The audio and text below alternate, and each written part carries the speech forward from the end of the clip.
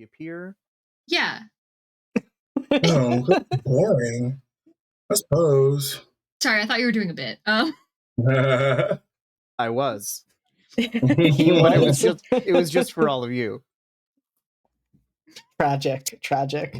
Sorry, everyone, you do not get that behind-the-scenes content. Perhaps one day, as we discussed last night as well, we will maybe put it on the Patreon for bonus content. But who knows? You do not know the things we get up to when we are in our 30 minutes of tech preparation and chatting. Although tonight, everybody has been in like strangely quiet, nervous anticipation, and I don't know why. You don't know why? I wonder why. Why would that be? Weird. So interesting and strange. It's a shame that's unknowable, you know? It's wild. I know, you would think that I, as the storyteller, would know, but I do not, so I guess we will all have to figure this out together. JD, I'm gonna keep it real with you. On Tuesday, when you sent that like big 3-long paragraph in the thing of what to expect, I was on a date. I fully was on a date. And like I was like trying to read through it. My date goes, "Is everything okay? You're looking really concerned at your phone." And I was like, you know what? I don't have time for this. And so I threw my phone on the bench and then continued bowling. So how do I tell them that my AP stream is having consequences? How do I tell this to my date? It's like, how do you explain to somebody on the first date? Like, so this is what I do, and here's the backstory, and then here's what's happening this week. You need to watch, actually. I love that, Amber. That might be like, that story might be one of the proudest accomplishments that I've ever had. Made a player throw their phone down during a date because I sent them such a distressing update. Which all of you will get to hear about soon enough. But before we do that, and before we introduce these lovely people, I will introduce our channel. And I will do everything I can to remember everything I need to say, because I did not have to do that earlier today. By the way, this is my 3rd stream in 24 hours, so if I am all over the place, that would be why. It's going to be a fun experience for all of us that was supposed to happen just once, but now it's going to happen 3 times because I made choices. And yes, I made those choices. I made them, and I accept that. But we are live from the apocalypse. We are a not-for-profit TTRPG studio that raises money for progressive causes and aid organizations.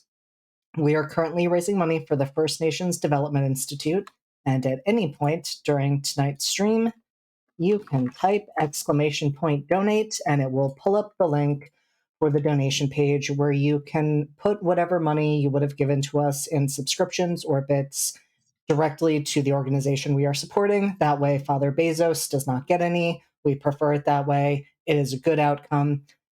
When you do that, the McElroy brothers will scream at us. I will be the only one who hears it, so please do it when I am in the middle of some sort of a monologue or very intense scene, so that I lose my place and have to look back at my notes, such as they are, to reorient myself and what I am doing.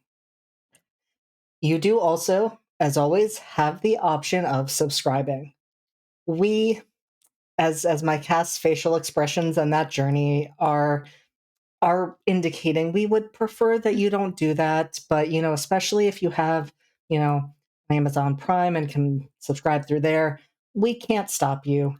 However, if you do that, beloved Dungeon Master Brennan Lee Mulligan will kill 1 dog for every month you have been subscribed. Last night we lost like 20 dogs before the stream even started. That has not happened today. Thank goodness. I'm knocking on wood over here. It's fine. But just putting that out there, it will once again distract me because I will get to hear that audio.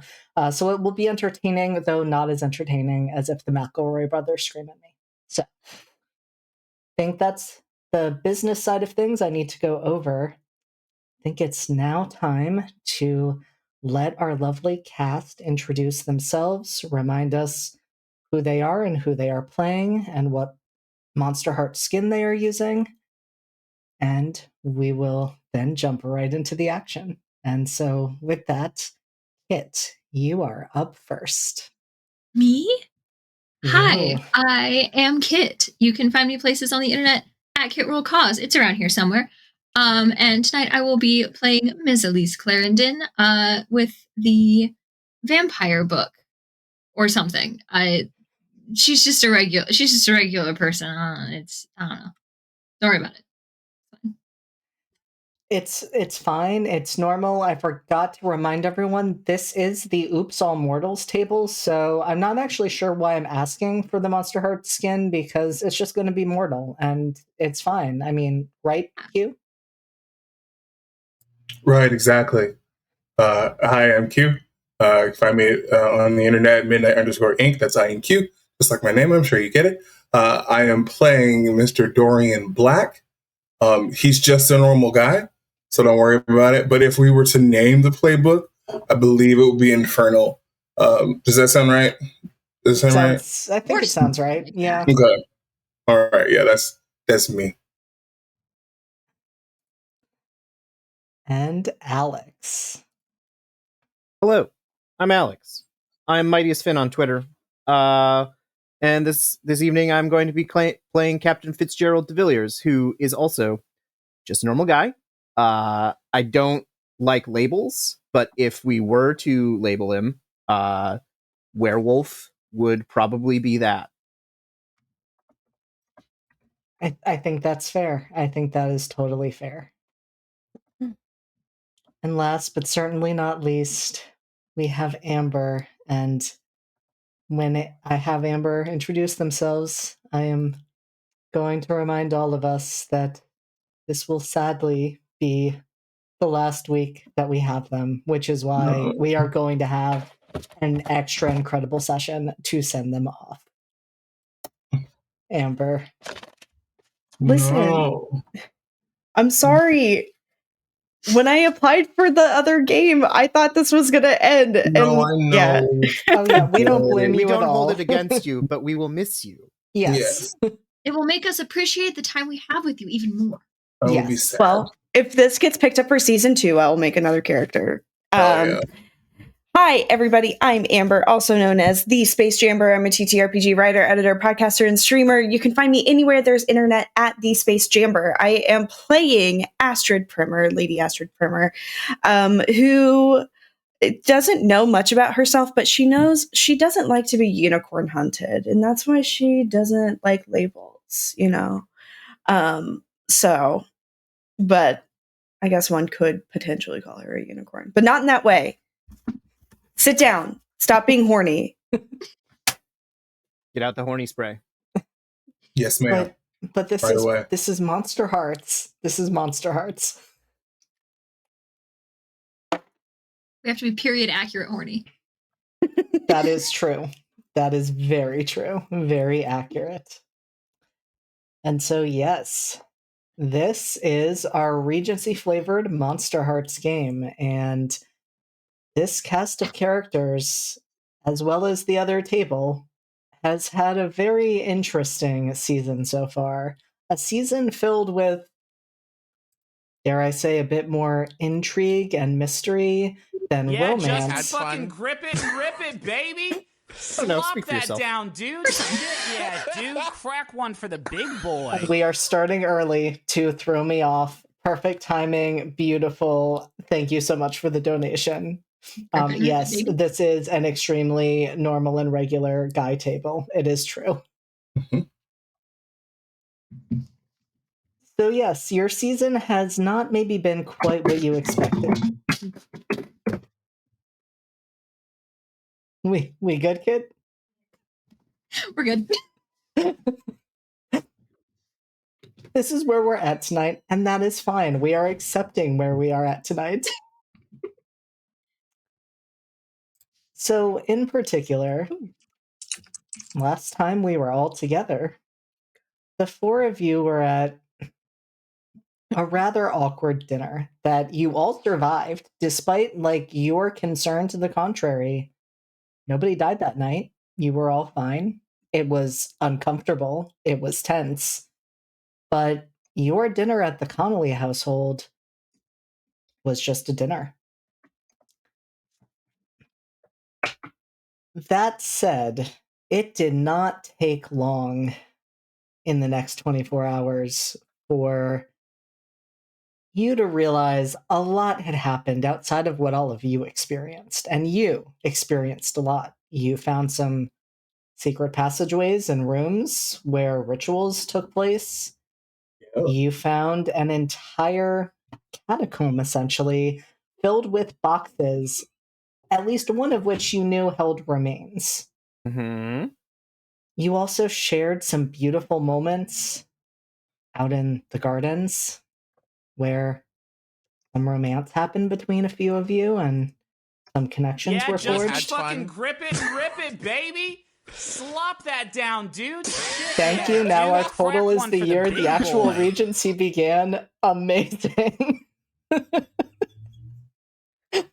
Excellent use of a donation. We appreciate it. Elise, you were the first to notice that things were different because when you returned to the palace, you were met at the carriage by several guards who escorted you directly to your room. They did not explain what had happened. They did not give you any information if you asked.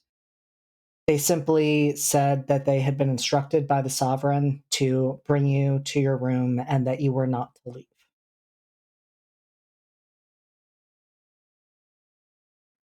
And I did ask repeatedly and perhaps towards the end unkindly. But has anything like this ever happened before? I don't know that it would have. It has not, no. Great. The atmosphere in the palace was nothing you had ever experienced. There was a palpable tension throughout the entire building. Yeah. Vibes were absolutely rancid, 100%. Great. This is great. This is fine. Excellent. I love being told nothing. Am I am I in any way able to leave my room, or they're For that locking night, me in? no, you were locked in. Excellent. Cool. What floor am I on? You are on the second floor. That's fine. This is fine. Okay. All right. This is fine. No, I didn't have anything to do tonight, I guess. It's just weird and disconcerting. There's a lot of pacing going on, I think, once Elise is, out of fancy day clothes, just sitting and pacing and can't go do the normal things that she would do when ill at ease. So this is fine. Everything's fine. Everything's fine and normal. Probably nothing. It's probably just because of the murder. It's whatever. Exactly. It's fine. Sometimes these things happen. Sometimes security is suddenly, beefed up for no apparent reason, even though the murder in question happened like 3 weeks ago. It's totally fine. Totally fine. Is there anybody around who would talk to me, or is nobody like I because there's like a lady's maid and such that I don't know would probably come through to like I don't know do helping undress the fancy dinner attire. Does that happen, or am I just solely left on my own? Strangely, you were completely left on your own. This is fine. Great. This is fine. Just a lot of angry pacing, I think. There's not really much that I can do, and I don't want to waste my sneaking out. Slop that down, dude. Yeah, dude. Crack one for the big boy. Thank you so much for the donation.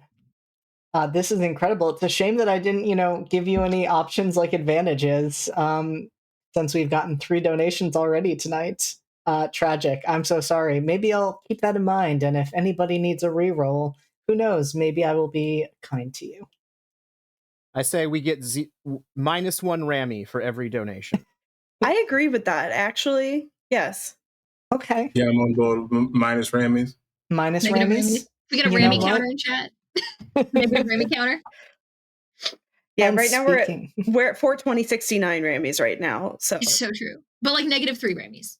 yeah. We need a And- Rammy to Rammond counter. We do. I mean, you know, I could probably eventually figure something out like that. One day, we shall see. I guess Elise, there's not much I can do. Is there? There wasn't. Nope. Not at least for that first day. You did get a note from the Sovereign the following day, Interesting. which doesn't usually happen unless they are summoning you. There. It was short, it was to the point, and it simply said, Elise, I have concerns for your safety. I am not able to explain more at this time, but I promise you we will talk properly in the coming days. Great. I think they get excited for a second, getting like an actual note, seeing that it's from the Sovereign, like, okay, finally we have an appointment or whatever, and then it's just more waiting. Great. Awesome. Cool. Am I allowed to my studio or anything?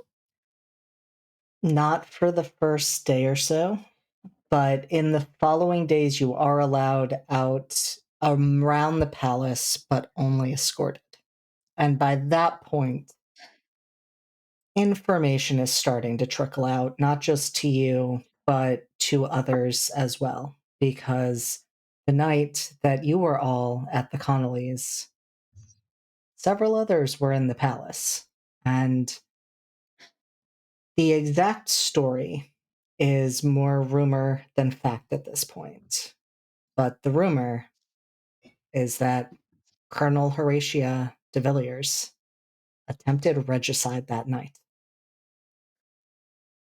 and was taken into custody immediately.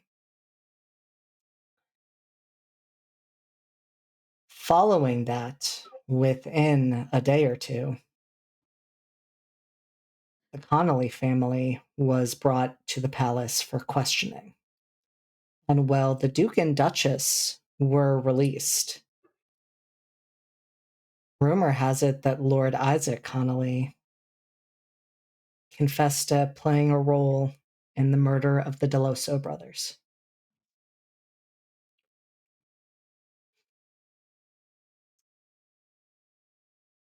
Around that time, the Connolly estate was searched, and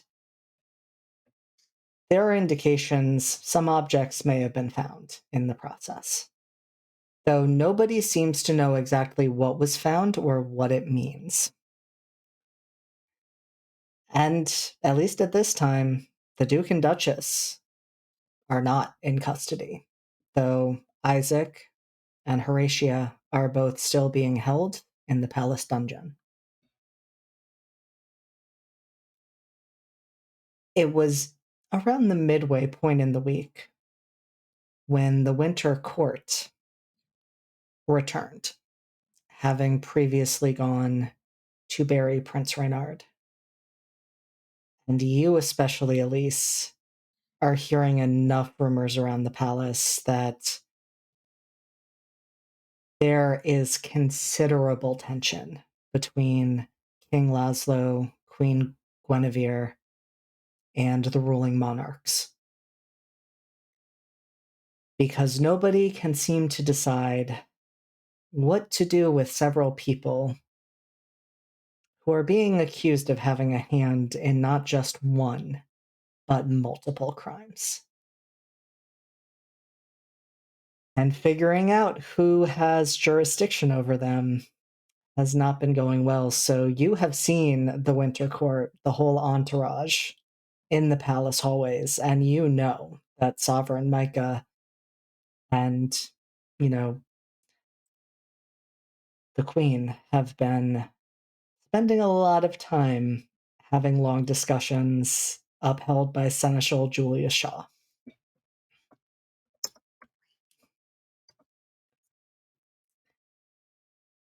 And all of that is to say, I am curious because this is our first time since we went into a time freeze.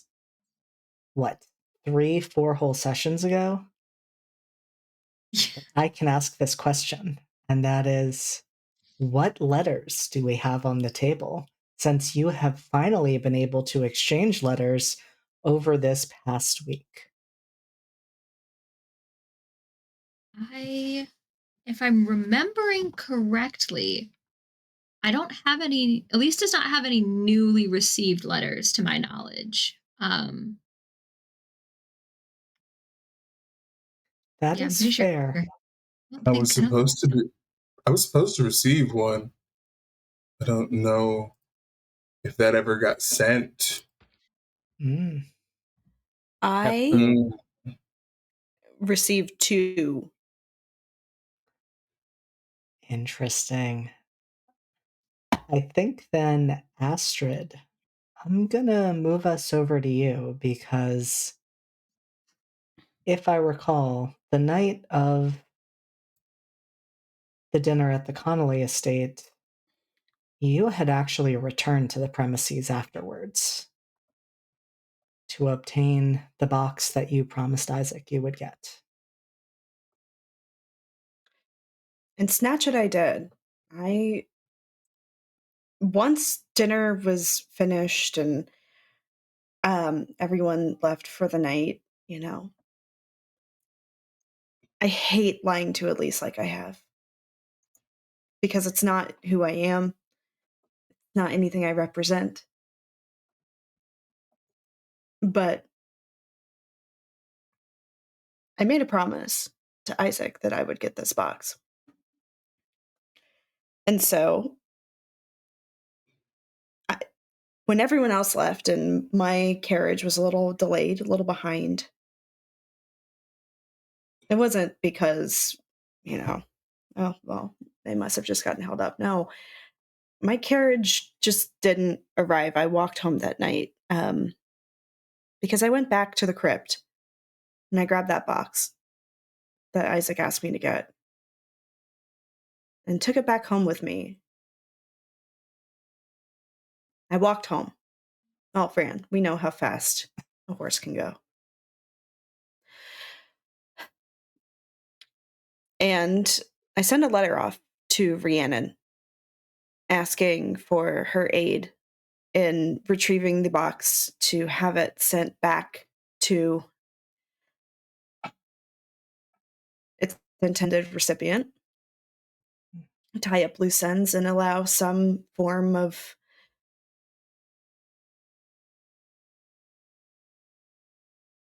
closure for the family. And after I just left the box in a hidden location on my family's property, allowing Rhiannon to quickly, as with as little detection as possible for both to save my family's face and both her family's face, of course. She could swoop down, pick it up. And after the exchange was made, I received this letter. The letter, along with a cluster of forget-me-nots, is delivered by Wynne, the now familiar Chuff. It is sealed in green wax with the Care wood crest, though this time the usually cursive writing carries something wilder in shape, the writing formed with less restraint. Within the letter is a gold chain with a pendant carved from iridescent pink opal wreathed by small dots of moonstone. My dearest friend, I continue to be in awe of your courage and grace. To have stolen out in the dark of night to those ruins and braved that ominous crypt is enough to chill the blood. It is a scene pulled from a Gothic romance. How nerve-wracking it must have been for you, knowing what you did of the Connolly's atrocities. It has been a great comfort to know you remain unharmed. Rest assured, I have retrieved what you left for me. Yours was not the first garden wall that I've snuck over. I've kept the box safe and hidden and will return it to Mr. Dello, so as soon as it is safe. I'll keep your name secret with my resolve. You've been through a trying time, my friend, and I want to ease that in some way. My aunt and her wife reside in the country at Violet House. While they are older, they always welcome company. Should you wish to forge your own path, they will offer you a haven as you find your way. I hope to see you, but should we not be so fortunate, I include this gift. It is a favorite pendant of mine that will complement your loveliness. It carries an enchantment to let you pass by unnoticed for a few minutes. Using it will not destroy this token of our friendship. Whatever you choose, oh God, I'm about to cry. Wherever you go, know that you are cared for. All the happiness, your friend, Rhiannon.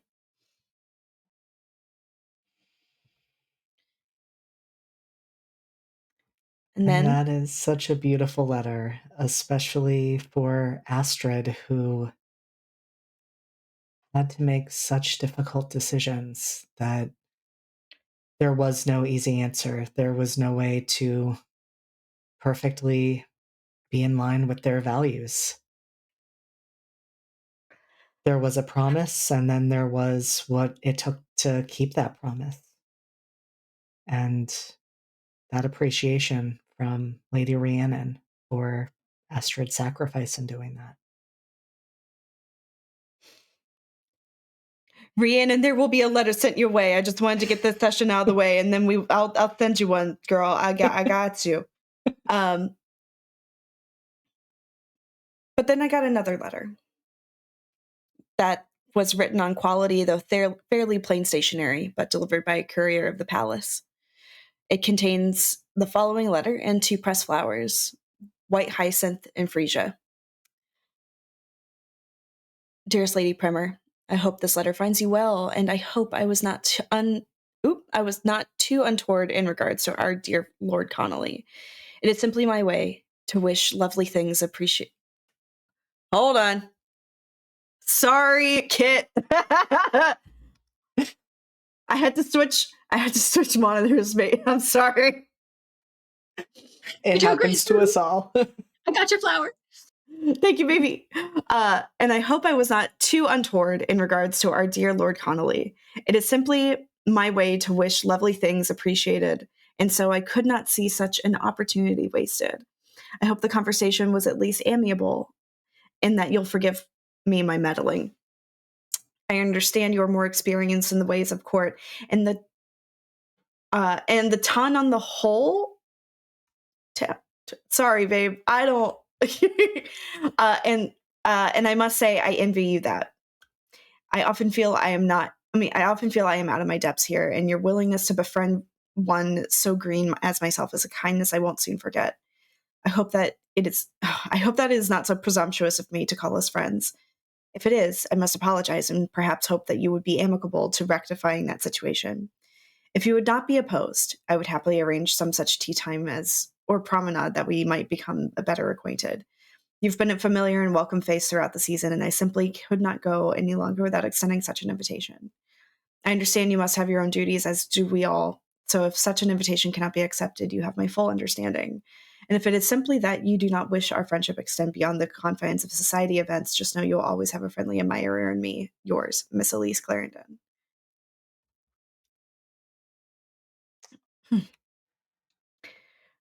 I am verklempt. And I must ask, with Astrid's promise to Isaac upheld, the news of everything that has happened, and Astrid's burgeoning relationship with Mr. Dorian Black, what is Astrid thinking at this time, as the season has gone on in a very unexpected way?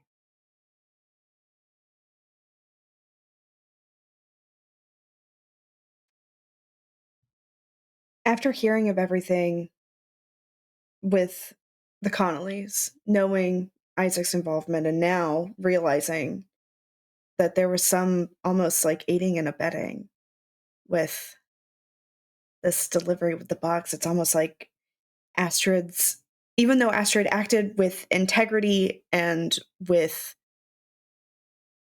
full belief that what they were doing was the right thing,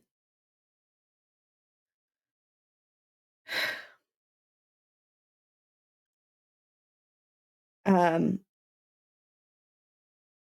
thinking that perhaps it might be fun and interesting and potentially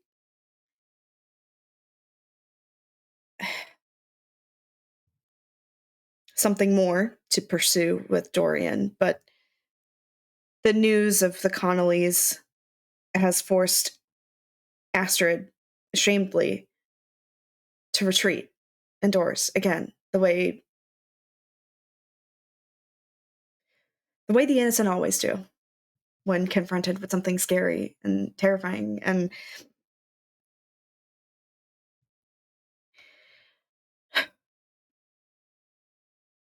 especially with their integrity soiled the way that it's been. She feels ashamed to be out, even though she knows, hopefully, that her involvement is not common knowledge.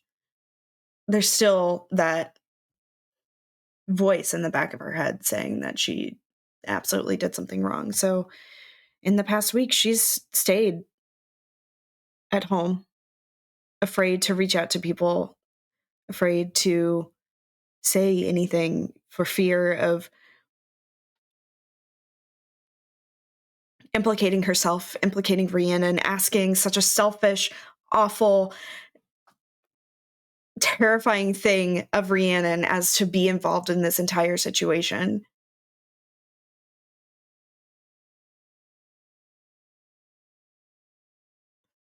So she crochets at home, practices needlepoint, prepares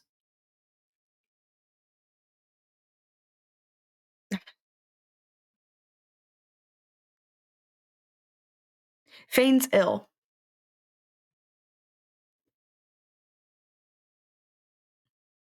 Because even though she might not actually be ill, like at her heart, heart feels like it's running faster than she ever has.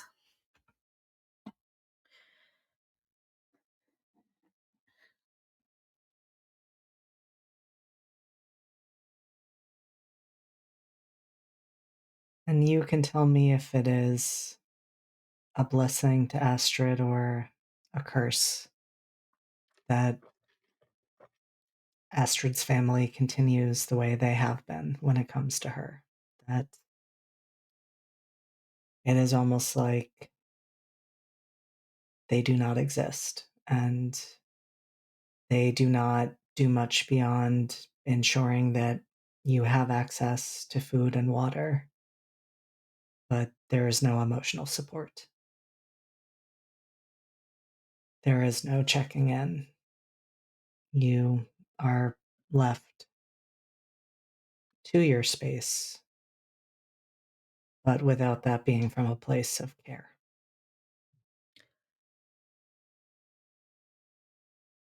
My parents view that I've ruined my one actual chance in society. That things were different after the evening at the Connollys, that they thought maybe things were turning around, but a hollow shame in my eyes in the days that followed, just the refusal to answer any calls that came.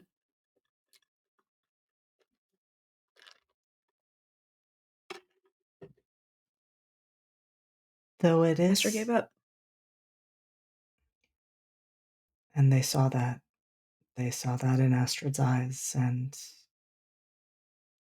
the most surprising piece is that they have not. That they have not in any way attempted to speed up the trip to the convent. At the beginning of the season, it seemed inevitable and it seemed like you could do all of the right things and that would still be the outcome. And yet the days go by. They see that Astrid has given up, that the prospects for this season are not looking remotely hopeful at all. Yet that never becomes a point of conversation. That never becomes something that they indicate is on the horizon. You are simply left to your own devices.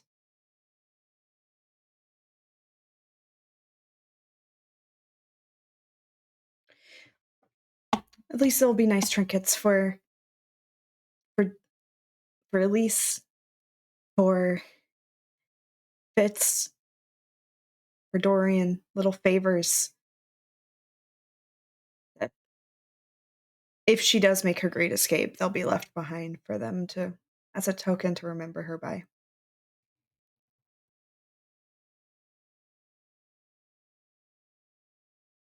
And I am curious, Fitz and Dorian, do either of you attempt to contact Lady Astrid Primer over Yes, the course of this absolutely. week? 1000% I do. I think You for so different much reasons, but Correct. I think Fitz is showing up at the house. So here's the thing. Mhm. Same. Let's go. Different times, probably. Yeah, maybe. I think Fight. so. Fight. So Boy fights. Boy fights in the yard. things. There are several gifts that will be preceding Mr. Black, especially after hearing that Lady Primer's fallen ill.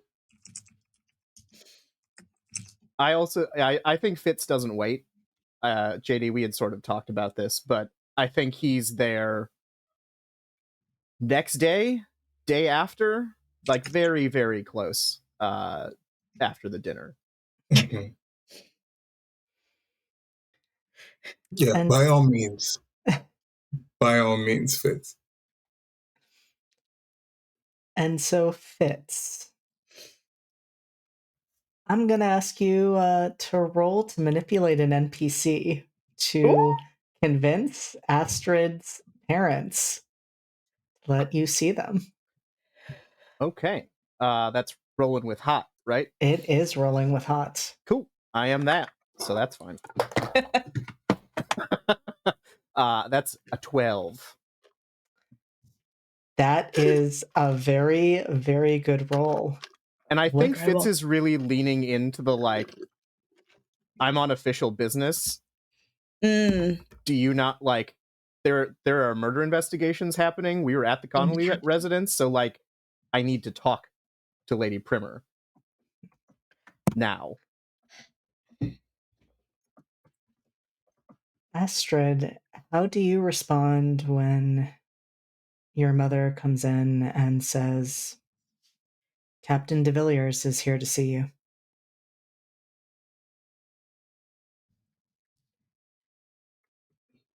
Astrid is like in the middle of like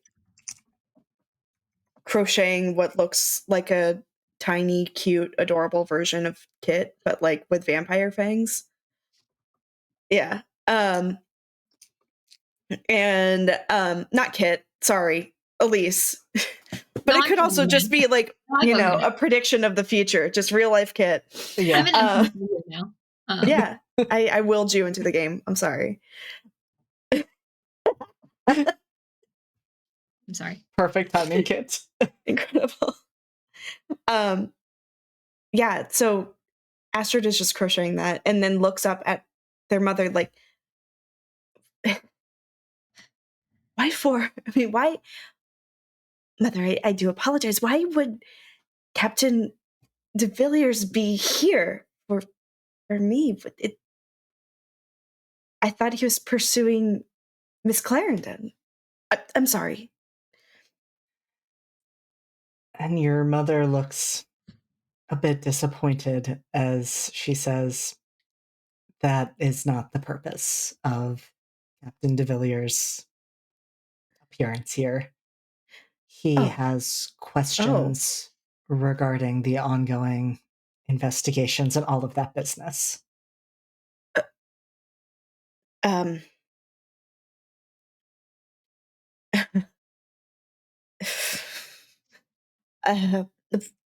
mean,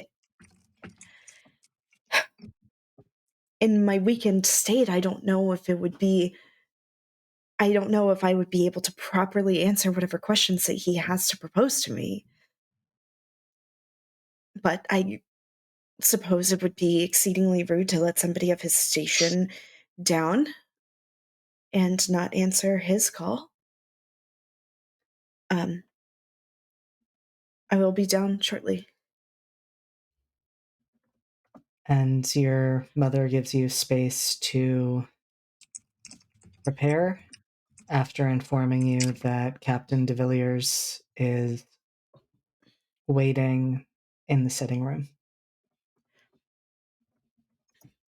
When Astrid comes down, she's just in like a house gown, like a dressing gown, like frumpy hair not done in like the worst like low bun in the world. Astrid looks like hell.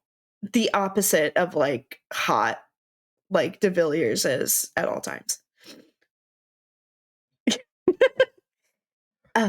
Captain de Villiers, I do apologize.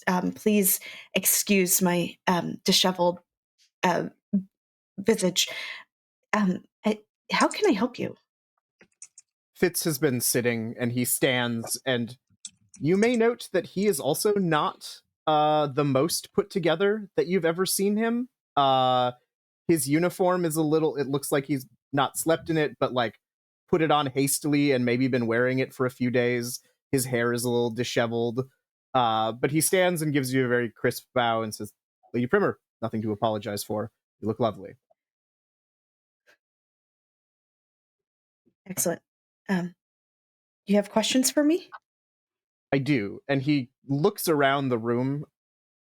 On a level of 0 to extremely, how chaperoned are we? My mother probably like haunts the door for a moment before I just like, do one of these. And because she's just so fucking over it that she just is like, whatever. And, the Regency equivalent of whatever. And and turns. Thank you. I don't mean to be indelicate, but I'm sure you know about what's happening and what's going on with the Connollys, and particularly Isaac. Whispers. Well, I don't know if you've heard fully, but Isaac's been arrested and is being detained. But that isn't necessarily why I wanted to talk to you. Okay. I know about the crypt. And I know that you were there.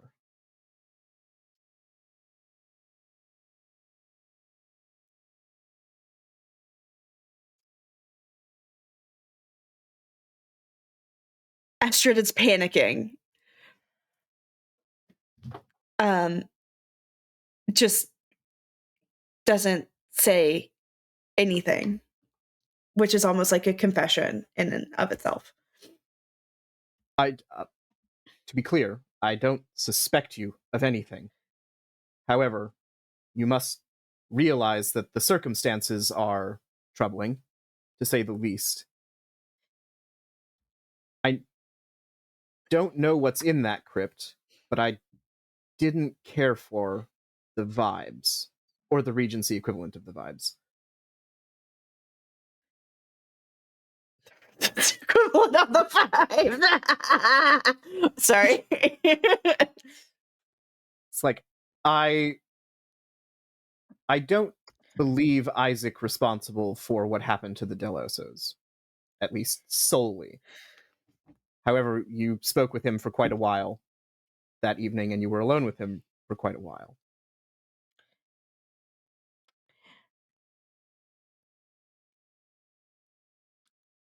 If you're implying that I am caught in some kind of romantic tryst with Isaac Connolly, then you are sorely mistaken, Captain. I am making no such implication. I don't know if Dorian and I have talked about this, but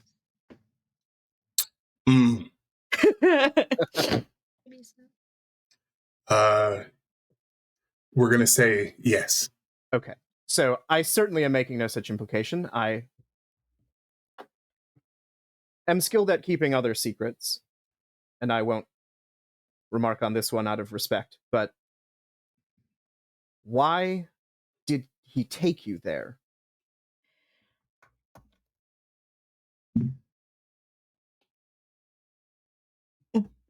I want to trust that, like, Alex is not gonna fuck me. So before I say or do anything, so hold on, give me just a second.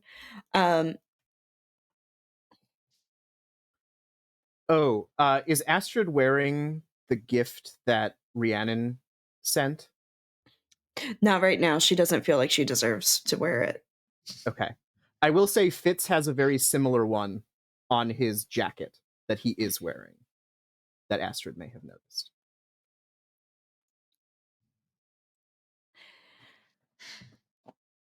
I was trying to remember if I had strings to pull on you, but I don't.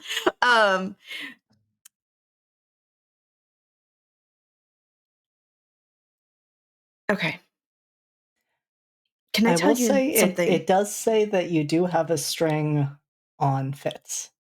I think you have one because Yep. Fitz is not Yes. subtle. So you Oh, do yeah. have a string that you could use.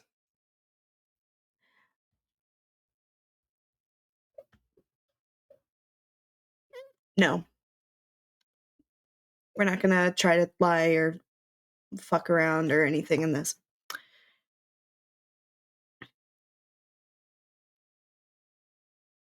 Captain de Villiers, if I tell you this is entirely in confidence and it doesn't leave the confines of this study. Do you understand? I would say you have my word of honor as a de Villiers, but that doesn't count for much. So you have my words as someone who would be your friend.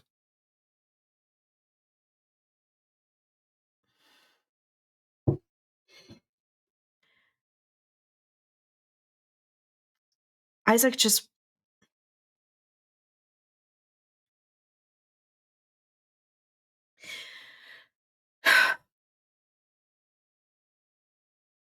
Isaac asked me to return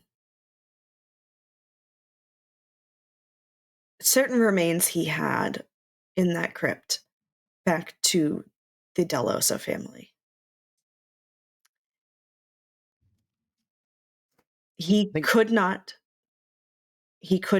touch whatever was in there for some reason.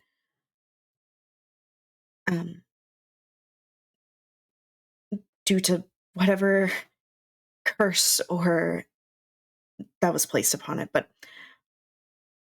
my only involvement was just to remove and at this point, like, Astrid clocks like the pin from Rhiannon.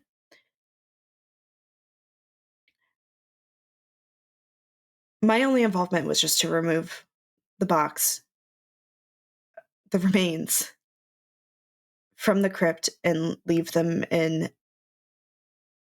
a drop-off point where Lady Rhiannon Carewood and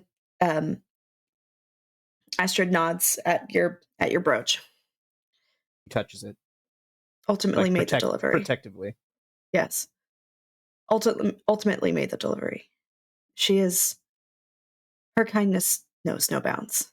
And I deeply regret getting her involved in this disgusting mess that has transpired over the course of the last week.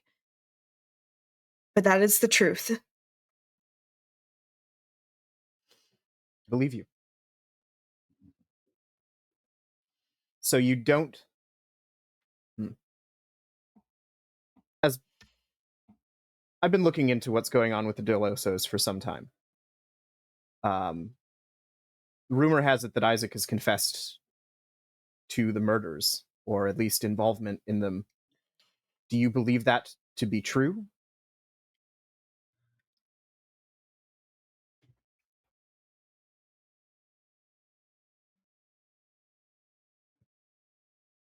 I have to check my notes. It's been 2 weeks. And those 2 weeks Valid. have been long weeks, not short weeks. Fuck, they were. Who, buddy, were they? Did my ass really not take notes? Oh, fuck me. Hey, That's okay, Amber. You were in the middle of packing. That's right. There was a lot going on. That's actually true. Yeah. That's actually true. I was in the middle of packing. Yeah. What I Katie, can is there tell a small you, voice? yes, I can give you a bit of a recap, God. Amber. Yep, Hey, I would be God. happy to. Hey there, God, it's So, me, Astrid. as Fitz asks you that question, you think back to your moments with Isaac and your moments where you felt some confusion and doubt because he told you all about his love for Damien Deloso, and you knew that was genuine.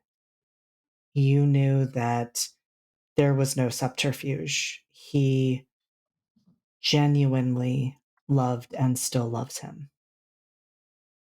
And you also saw some concerning images when you tried to assess how honest he was being. You saw him with a knife that had blood on it, and you saw him crying. And you asked him whether he was being deceitful in any way, what role he might have played. And he said he could not claim innocence, but that his feelings for Damien were genuine and his need to have those bones returned to the Delosos was genuine and came from a place of love, not from a place of wanting to cause further harm, but instead to repair it, which was why you ultimately agreed.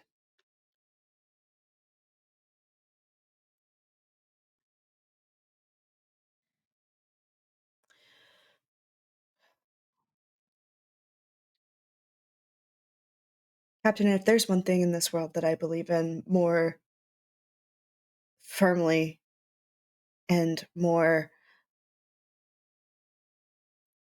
steadfastly, it's the power of love. And sometimes when we're in love, we may do things we regret. That we may cause damage that is far beyond repair.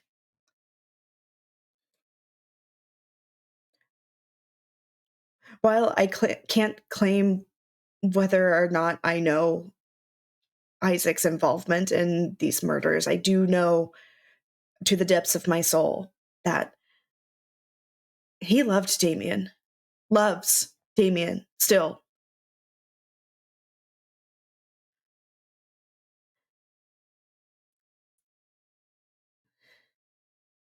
It's the only reason why I did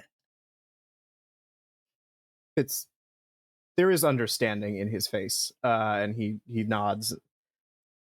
He says, I've not lived by that philosophy until very, very recently. But I agree that there is little more powerful than love. And I understand the lengths one will go to protect the ones that you love. If Isaac was not involved,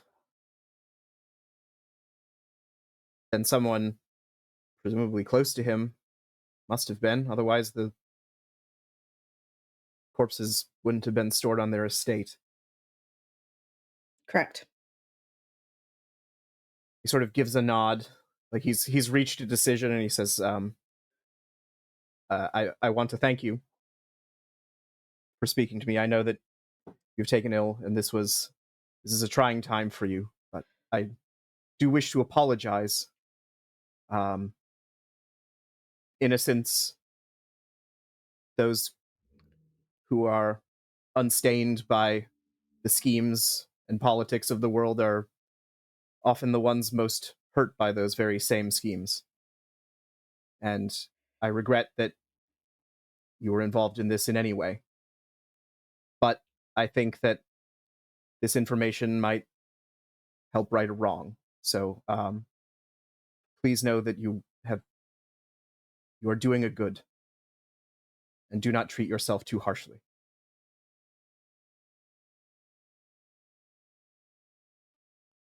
Every fabric gets its stain.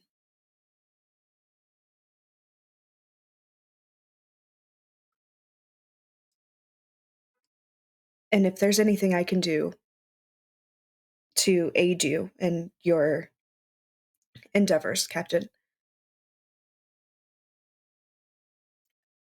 in whether it's in this endeavor or in your pursuit of your own love, then I would be more than happy to lend a hand. There is, in fact, one thing you could do for me. Sure. I believe Mr. Black will be coming around in the next few days. Please Yes. see him. Please talk to him. And if I may be so bold, if there is something there between you, please do not stifle it.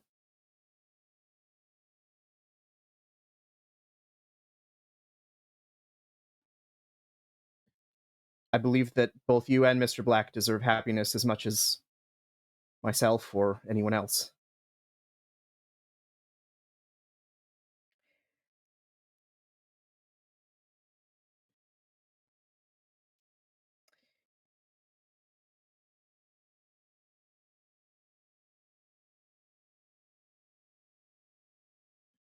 You have done me a kindness, and I will do the same.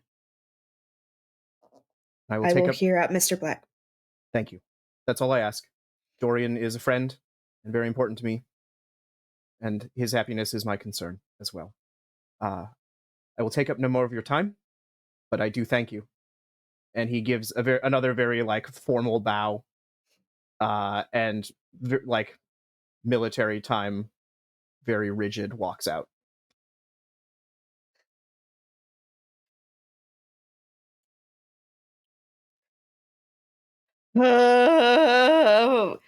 Where's that fucking emotional damage button? If we keep using it, we're just going to be spamming it the entire episode at the rate we are going.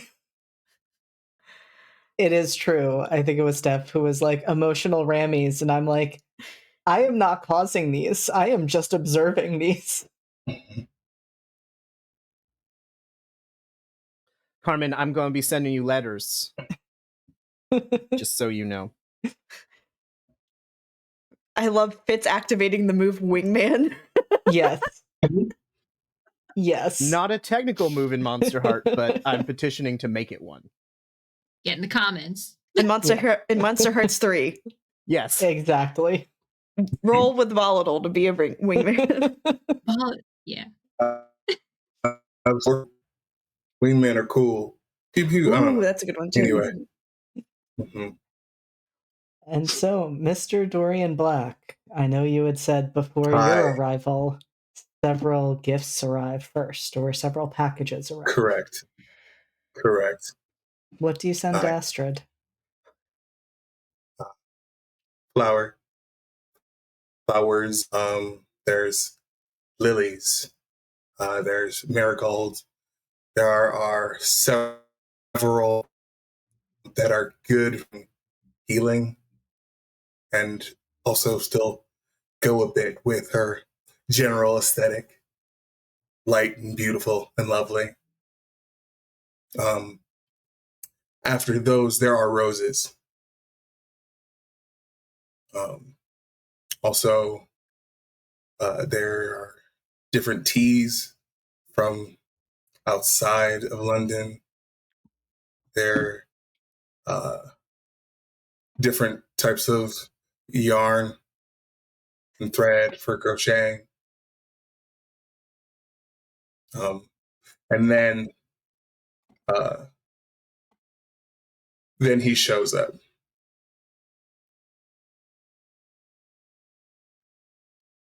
And I would actually like to speak to her father first. Okay.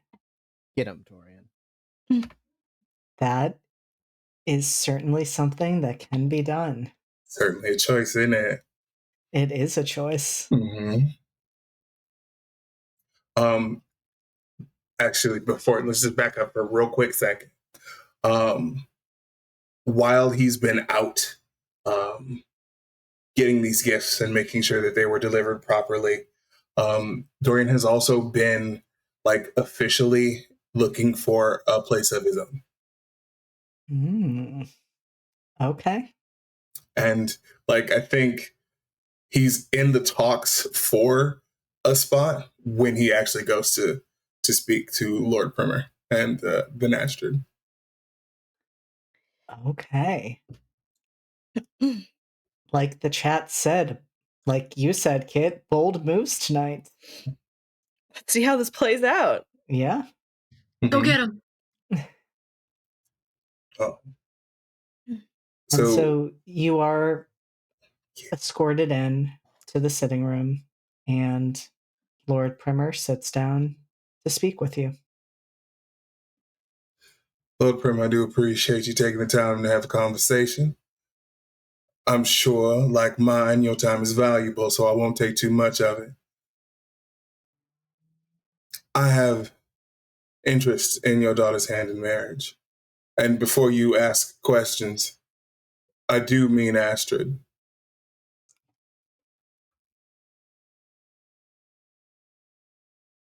I need a chance to process that curveball thrown at me before I can respond. JD brain go brrrr. My brain I just went blue screen. Which I would say he likely did as well. Like there was this moment of confusion and then just kind of a blankness. Right. Like the white guy blinking meme. Yeah. Right. So I'm going to take that opportunity to continue because I'm not actually done. Now, I know it's probably throwing off your British sensibilities, and I do apologize. However, I grew up and learned business in the States, and well, I found it's better to get to the point. And while you have made an incredible woman, you've not properly valued her. And I would like to fix that post haste.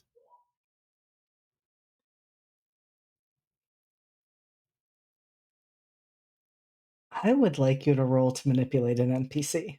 Fantastic. Manipulate the shit out of him. I can hope it do. That's a 10. We love it when the dice tell a story. Sure do.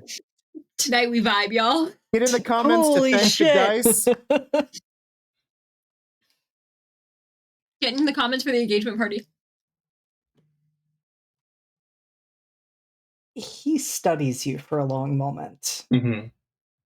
And the look of incredulousness, which started to become anger as you continued to speak, sure, fades a bit. And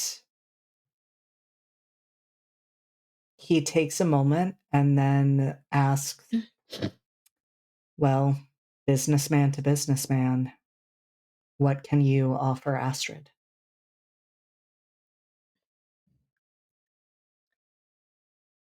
Now, are you actually thinking monetarily or what she actually deserves? 'Cause I'll tell you both. I would like to hear your answer to those questions. Fantastic. I'm actually in talks for an estate. My businesses are established. The money will make itself. She will want for nothing. Monetarily, emotionally. He pauses, doesn't say what everyone hears.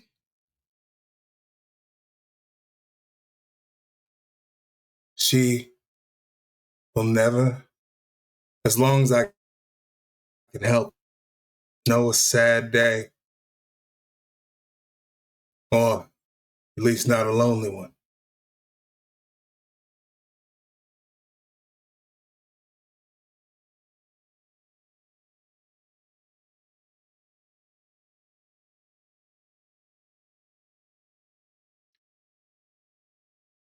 Then it would seem we have ourselves a deal.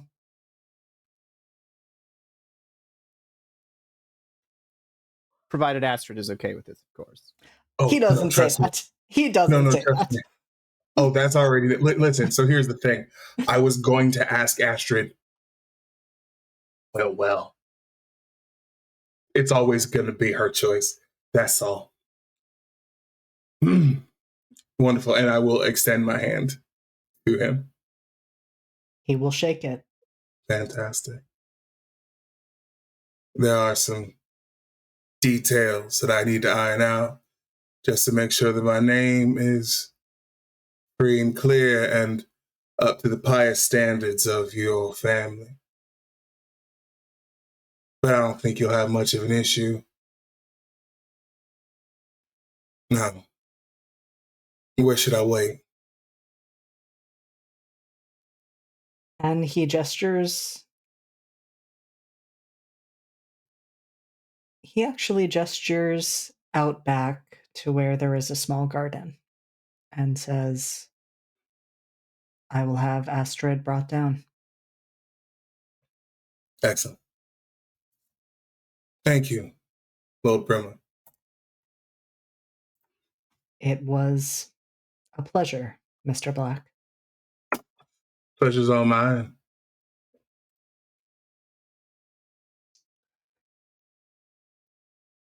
And Astrid, probably for the first time in a very long time, when there is a knock on your door, it is your father's voice that comes through, rather than your mother's or one of your siblings.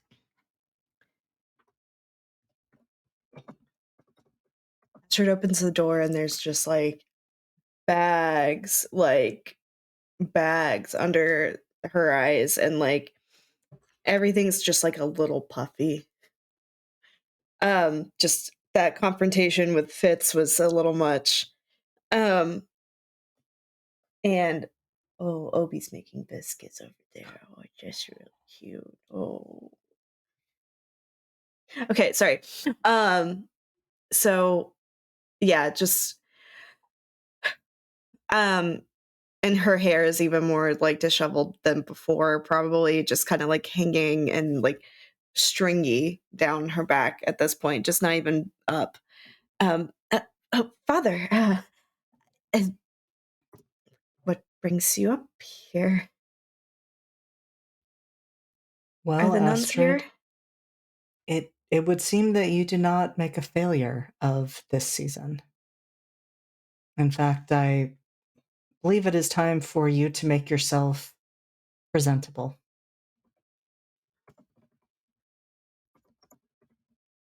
What do you mean?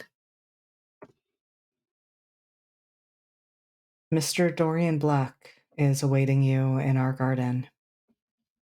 He has just asked me for your hand.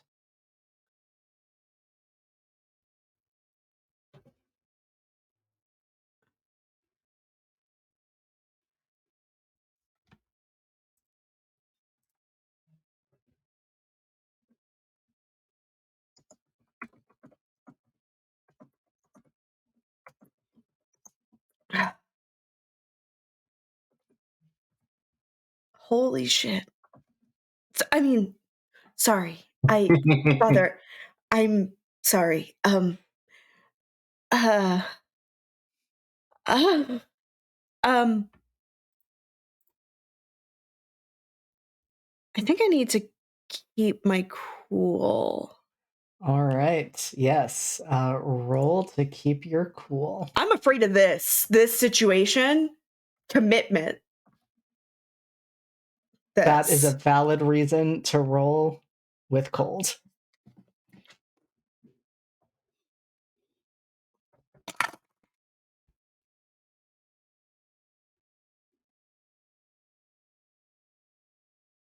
That's a 5.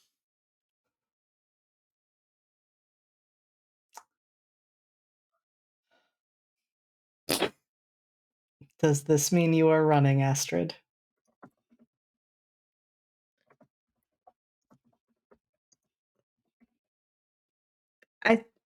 Father, please, if you wouldn't mind, I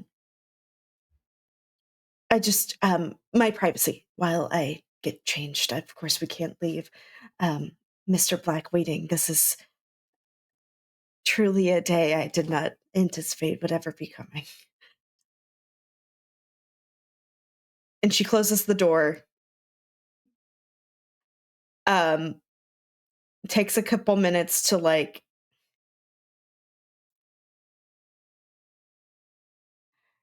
gather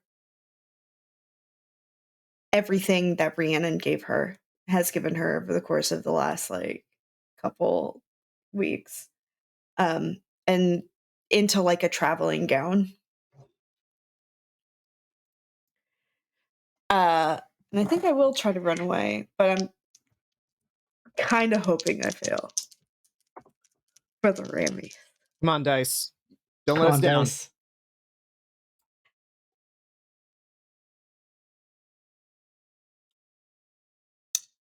Did you run away? No. Yes. Yes. Stay I on rolled 2 target. 2s.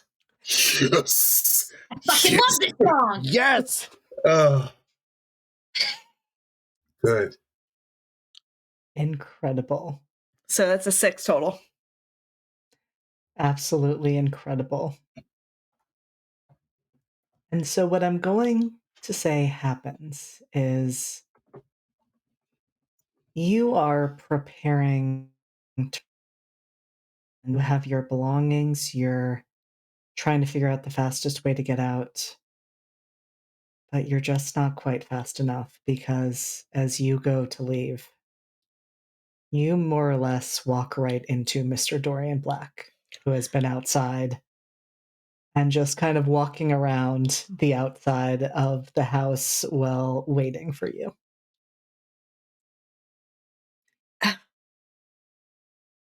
Mr. Black, I apologize for my delay in getting to you.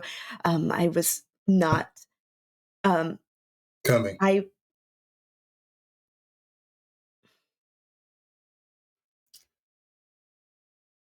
know someone trying to run away when I see him.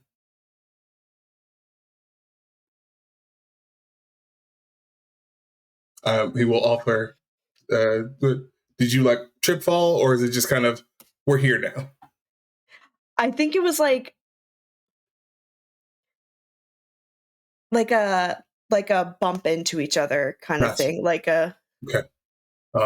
Well, he's holding you because you bumped into each other. Yeah, hands on like chest kind of moment. Yep. And would you mind if I extricated myself from your grasp? Yes, apologies. And he will let go. Yeah. I'm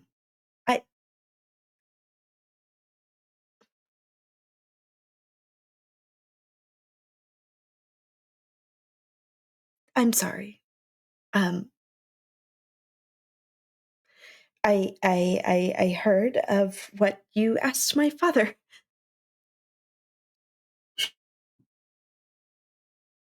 Sure. And I was also going to actually ask you because it's your choice.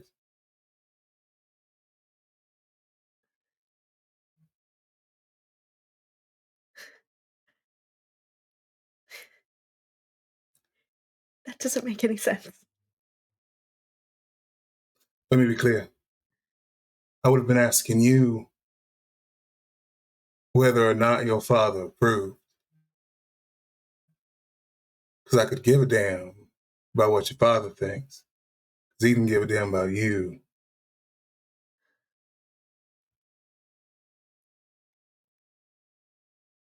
Why me? Dorian, you have so much to offer. So many other eligible bachelors and bachelorettes, and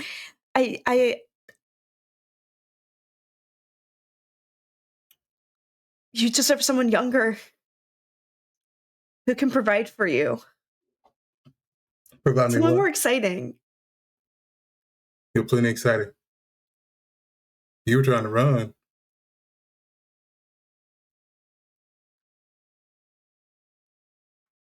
Someone boring.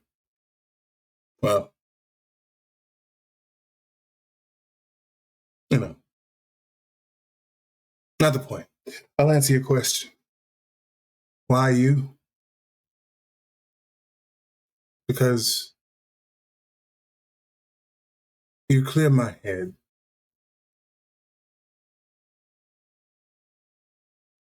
Your smile brightens my day.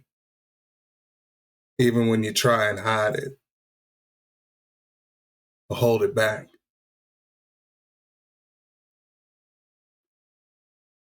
I see the joy and the pain that you wear.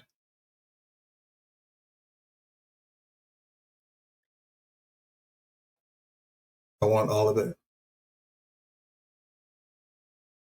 There's more to you than what we see just on the surface.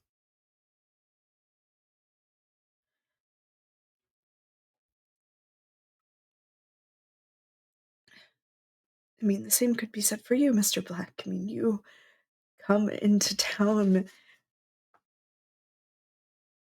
on a mystery with no...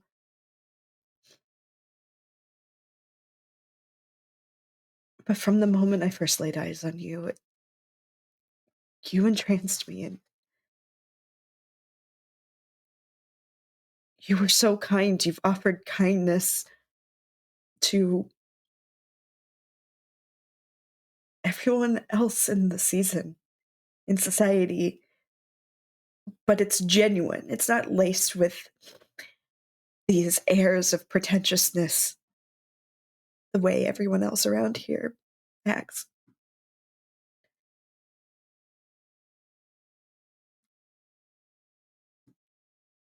But you don't need to be tied down here.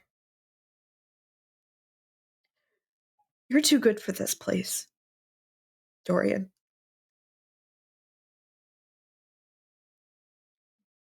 And I'm sorry you've been embroiled in all of the...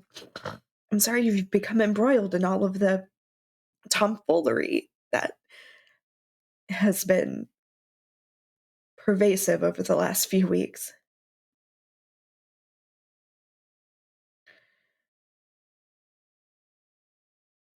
But I am honored. I don't know.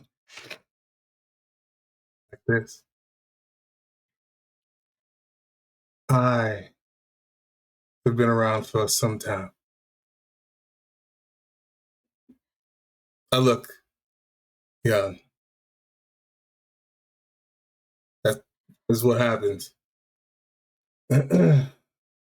Sometimes.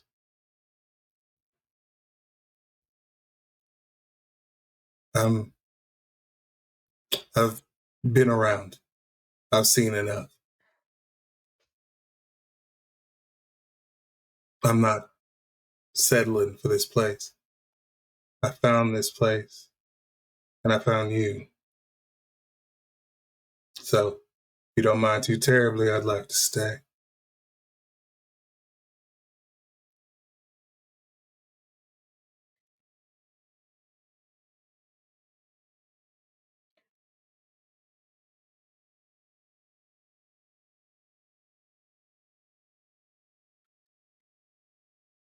If I can make your life that much lighter during your eternity here on this earth, then it would be an honor that I would be more.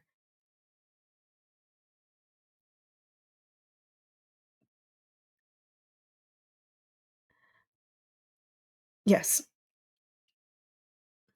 Wonderful. Thank you, Dorian, for everything. It has been an honor and a pleasure. One that I look forward to for as long as we both live.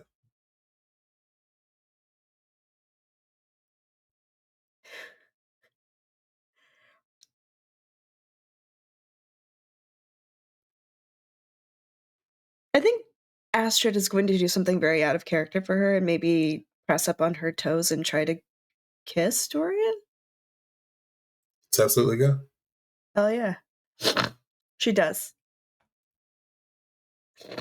He's all about it. Hell yeah.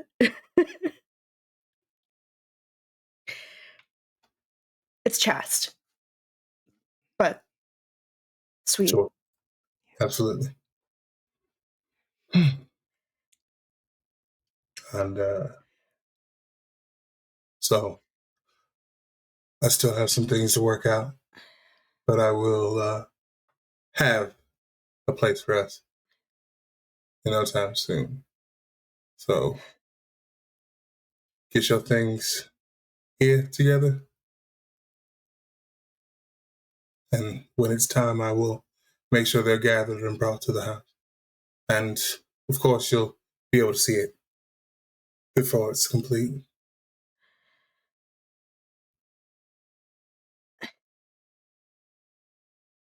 This doesn't feel real. But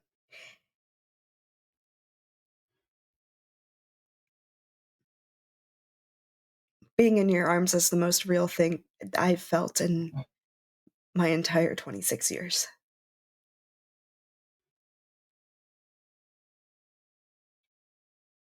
Good.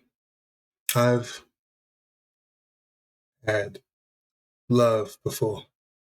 I've had lovers. But this is something different. Something true. So you thanked me, but I just wanted to say that goes both ways. Love. Astrid's afraid to say that fucking word. Oh god, she's really afraid to say it. But it's implied when she kisses you again. Good. You be got a lot of work to do. Yes, we there's certainly a lot of work to do, Mr. Black, but thank you for your tenacity, for I would have never been able to do something so audacious and as this. I like to buy my audacity in bulk. It's easier to keep on hand. So it makes you such a good businessman. I'm not too bad. He will take a step back, take your hand, back of it.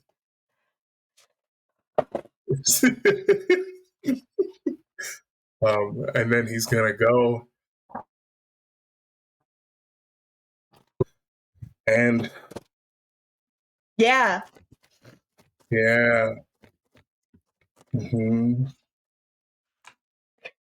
Yeah. For mental wellness, can we take a quick break? We are going to take a quick break. Yes, I could. Honestly, I was sitting here saying there is nothing I could say or do that could top the moment that we just had. So yes, we are going to give everyone a chance to process these emotions. Give all of you who are watching a chance to process these emotions.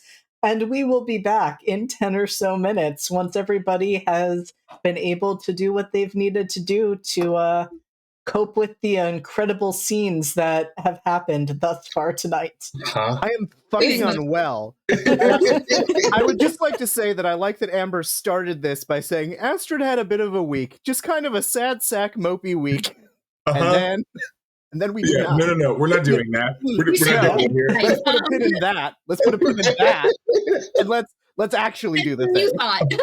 I feel very uncomfortable being the center of attention like this. So we are going to our Be Right Back screen. We will see you in 10 minutes.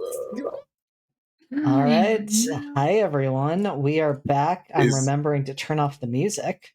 Is everybody back to well? Are we still unwell? Completely unwell. All right.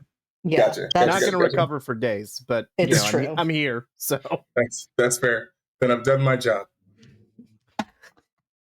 And so, with that, with the emotional damage and whiplash and everything else that we have experienced so far tonight, we are going to move over to Elise, who has continued to be pretty well restricted to the palace over this week, just due to what is going on and the tensions that have arisen.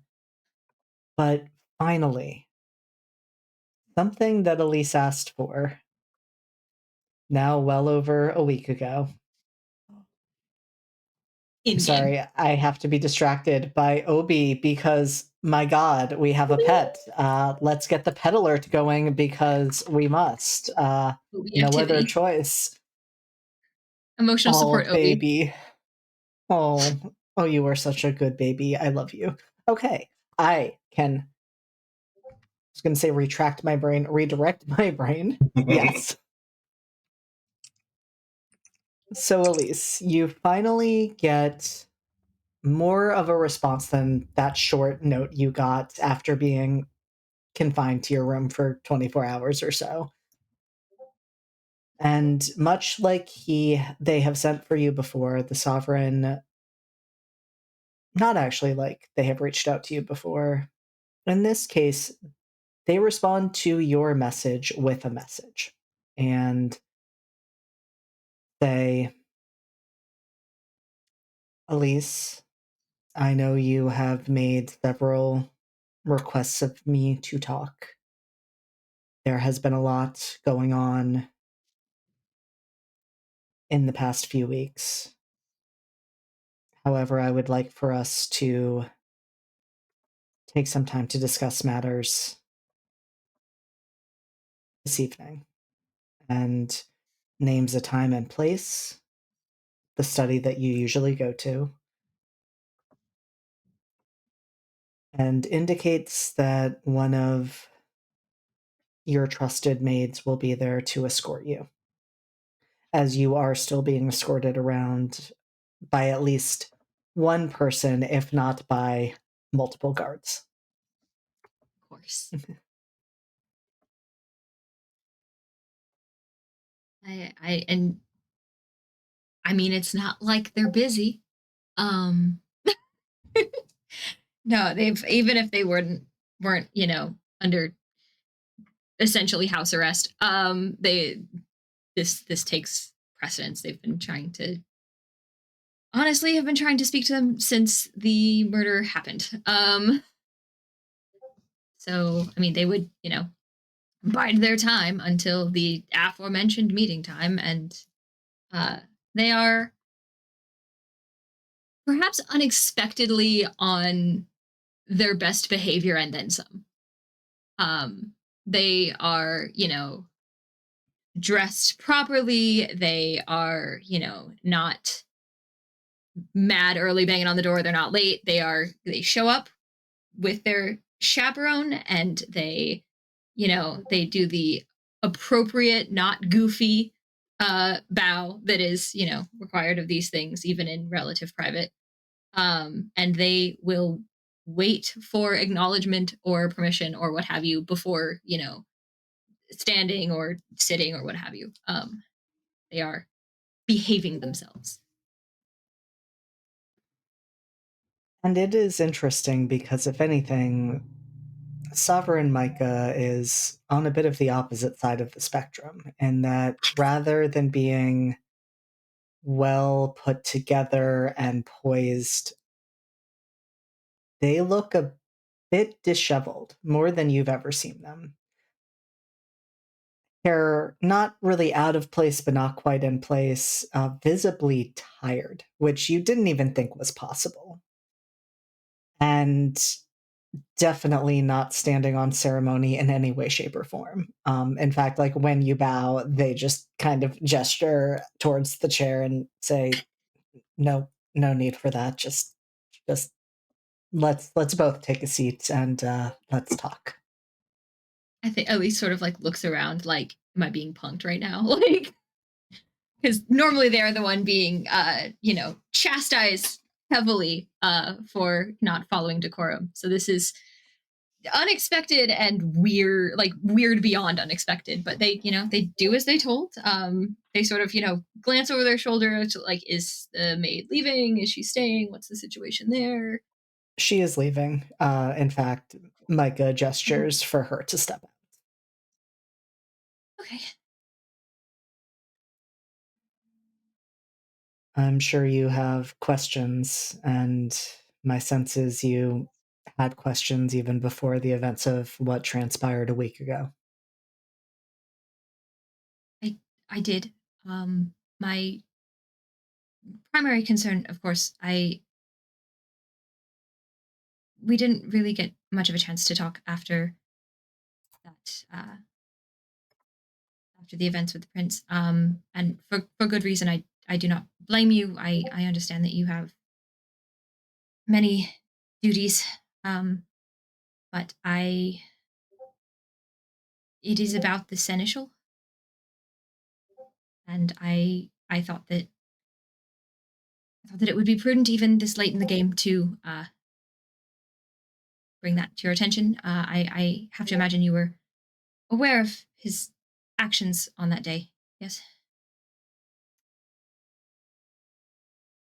I am aware of certain matters, though not necessarily ones that would be this concerning to you. And hopefully they're nothing. Hopefully I'm overthinking things, but it was asked of me to keep an eye on his attentions. So I thought you might want to know that even though he was tasked with being my chaperone for the day, that was not exactly the case. I have to report that I was much left to my own devices to behave myself, that I did not see, honestly, hide nor hair of him for most of that afternoon. I know that I'm not likely the only thing needing your eyes and ears on the ground, but given what happened that afternoon, I felt it prudent to tell you uh, on the chance that you were not aware of that facet. I don't necessarily know where they went. I know they disappeared into the home to speak with the man of the house. I believe I don't know, and I can't account for their whereabouts after. If they were one of those who came to handle the situation, I wasn't exactly in a position myself to witness that. And I do hope that it is overcaution on my part, but Though it does not come as entirely a shock to me, given what I do know of what transpired that day. I can hear your concerns, and I do not think I properly considered what the Seneschal's actions that day would mean for you. yes, I I did the best I could under the circumstances that were presented me. None of us could have predicted how that afternoon went. And that must have been a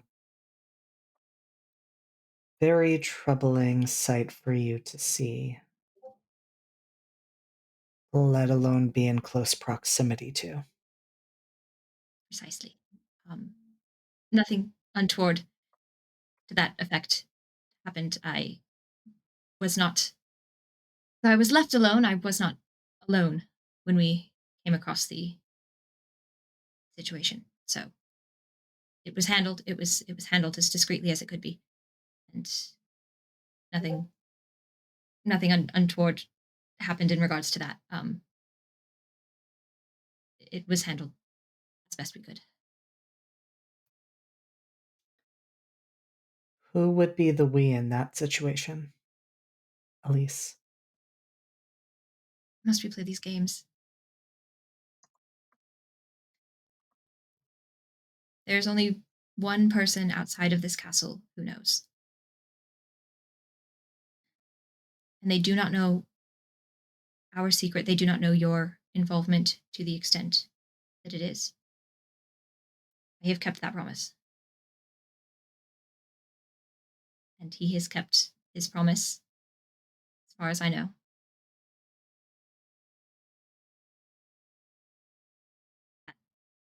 The events of that day are a testament to that, I might say.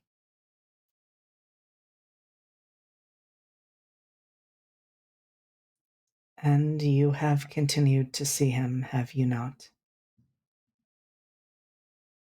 That was perhaps the other thing that I meant to speak to you about. The events of the season have sort of gotten away from us in a number of ways. I understand my sort of loose purpose in regards to the seneschal, in regards to what I have to tell you, but I wish to understand if there is more to my place here. If I am allowed to treat this season as any of my peers would, or if that would interfere with whatever things you see fit to have done with my presence here. Elise, what was it you said a few moments ago? Wasn't it, why must we play these games? Speak plainly if there is a question you have.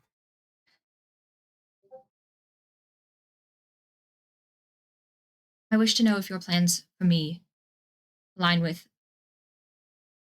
my ability to pursue what any of the rest of the ton are pursuing this season.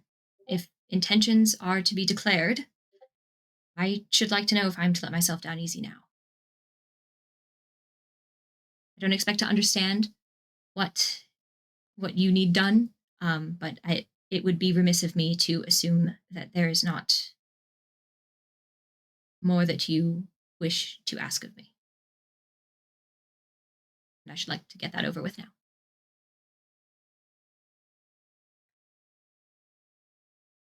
And at that, Micah stands and begins pacing. At least stands as well. Decorum demands that. So they just sort of, a little bit, anxiously, but and they gesture for you to sit down again. Just like, am I being punked? No, okay. This is weird. Okay, yeah. Like they're like unsure, but they'll sit. Everything about this is wrong.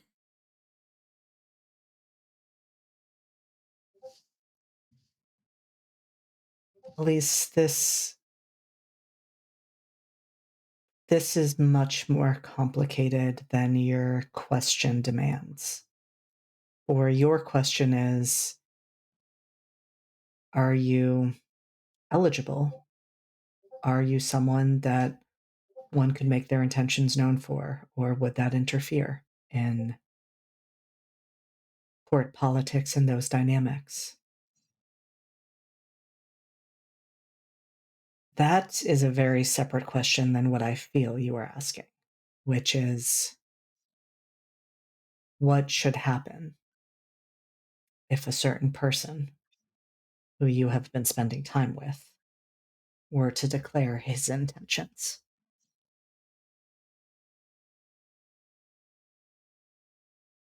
I feel it prudent to ask in the broad sense, but yes, that is not out of the realm of possibility.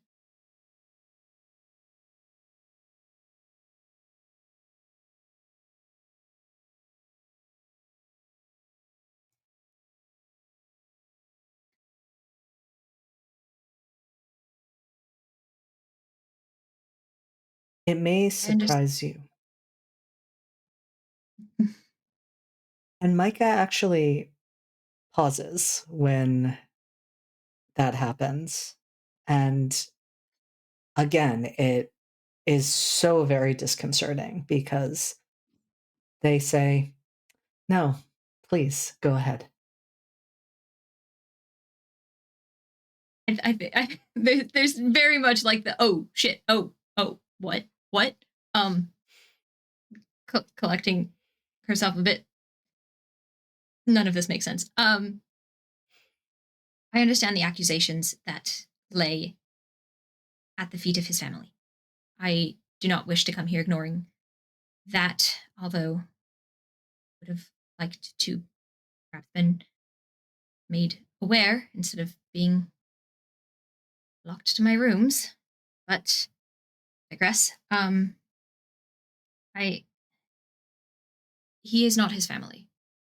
I don't think it takes spending much time in either of their presence to understand that. I understand how that particular situation would look now, and obviously I was intending to have this conversation before certain events transpired. So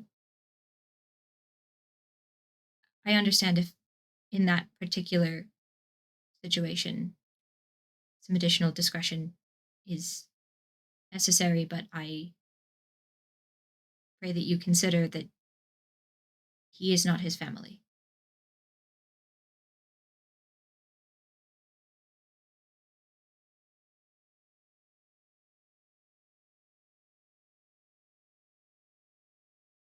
Lisa, I understand that you were not made aware of precisely what transpired.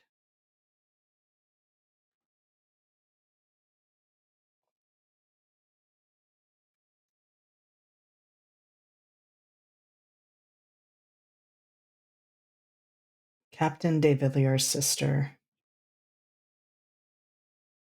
could have not only killed me, but you as well.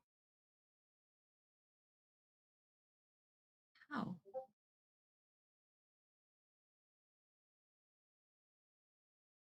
I granted, I have not been told the particulars for, I can imagine obvious reasons, but me.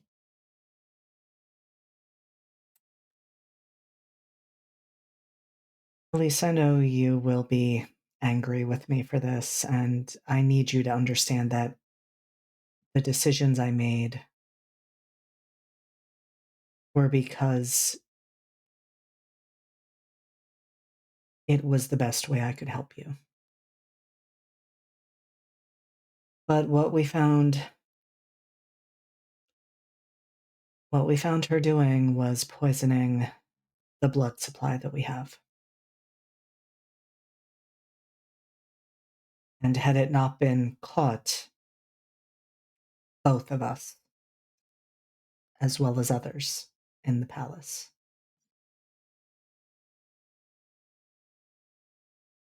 would have been in significant danger. She couldn't have known. I do not believe you were the target. I am reasonably certain the target was me. Yet that does not change the collateral damage that would have occurred were she not stopped in the act. No one was hurt.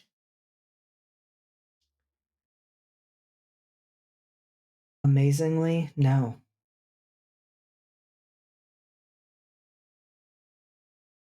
That ought to count for something. Maybe not for her, but for that collateral damage that did not happen on our end. It may be worth some leniency on the collateral damage on theirs.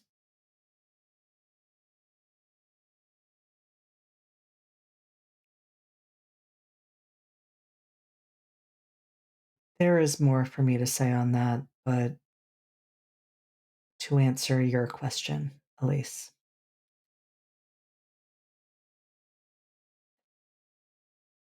If Captain de Villiers were to ask for your hand or announce his intentions for you,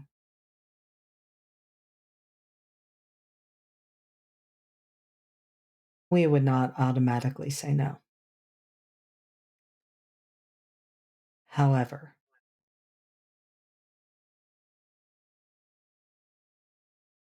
he would have to publicly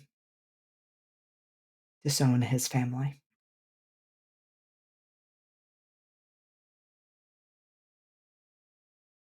Right.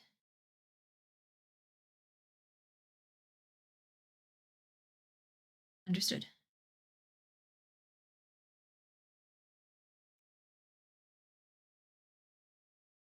Do you have further questions for me, Elise?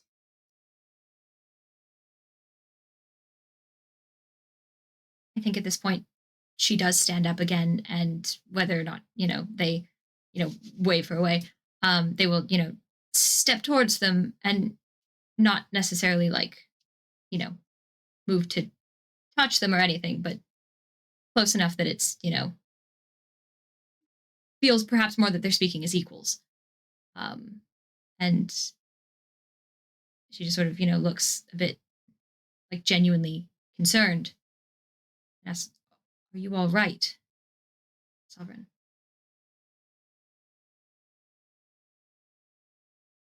It is kind of you to ask, Elise. I'm not doing it out of kindness. I'm doing it because everything I would like to think us friends.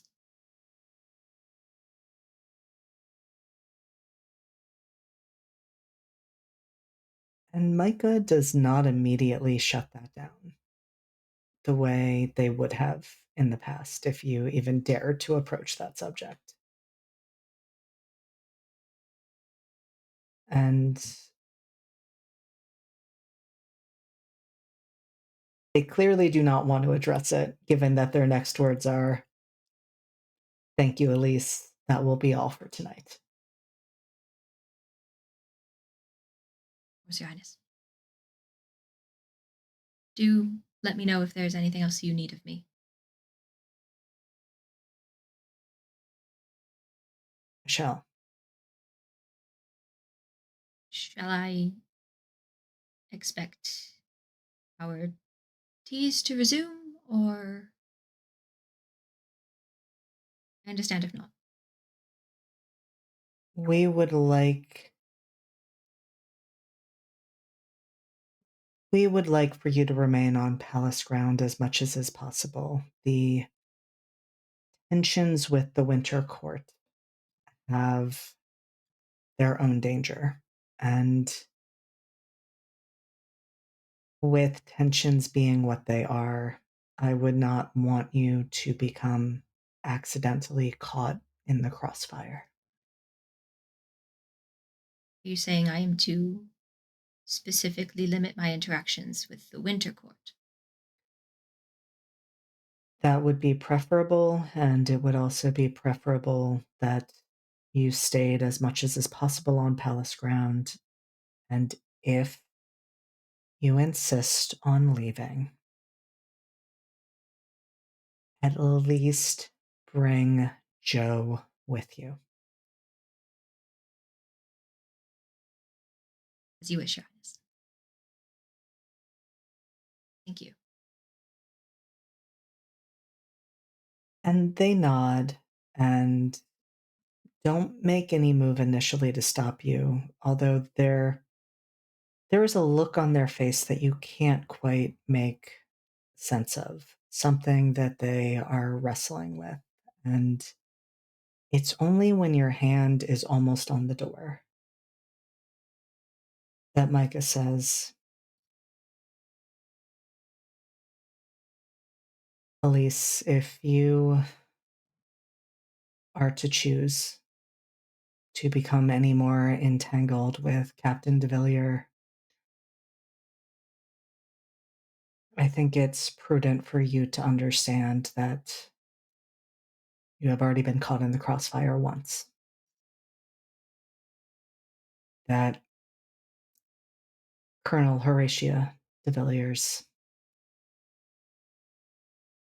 was responsible for what happened that night, or at least the circumstances that brought us together that night.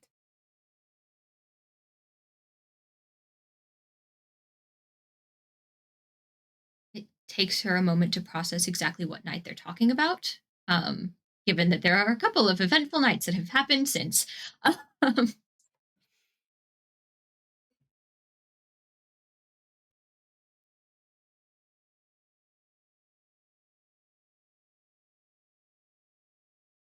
Will there be a time when you can tell me more?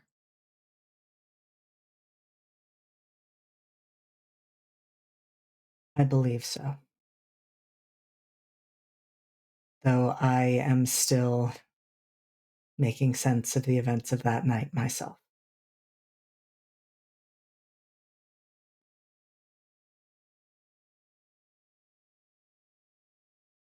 Like I said, if there's anything that needs done, make no promises, but do let me know.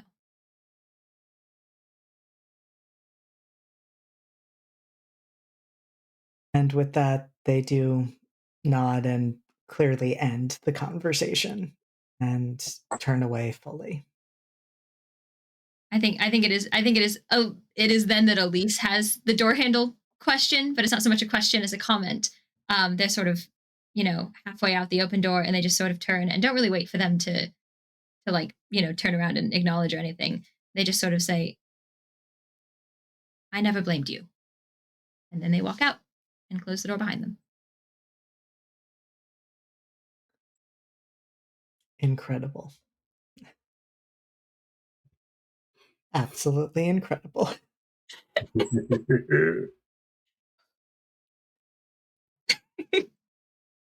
Everything's fine. Everything is totally fine. I mean, I've seen no Rammies, only Bennies. Clearly.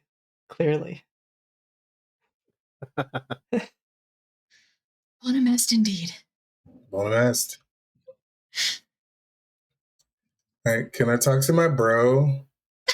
You can talk to your bro. I would love for you to talk to your bro. One of us should. Hi. Yeah. I know, right?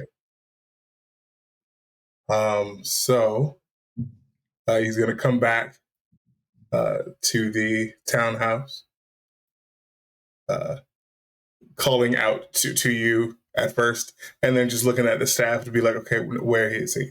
And then we'll actually, follow where they say you are. Fitz is in the library, I think. Fantastic. Great. Got a book. No, like not. He's in civvies right now, just like Yes. Right. very disheveled and not doing great. I think is the vibe. All right. Hey. Oh, Dorian, where have you been? Yeah. You haven't been to sleep yet. What day is it? It's Wednesday. No. You should probably fix that. I've tried. And you can. I cannot at the moment. Why not?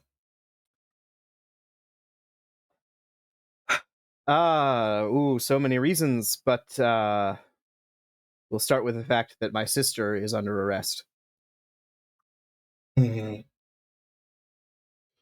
And then we'll go to the fact that I haven't heard from Elise in days.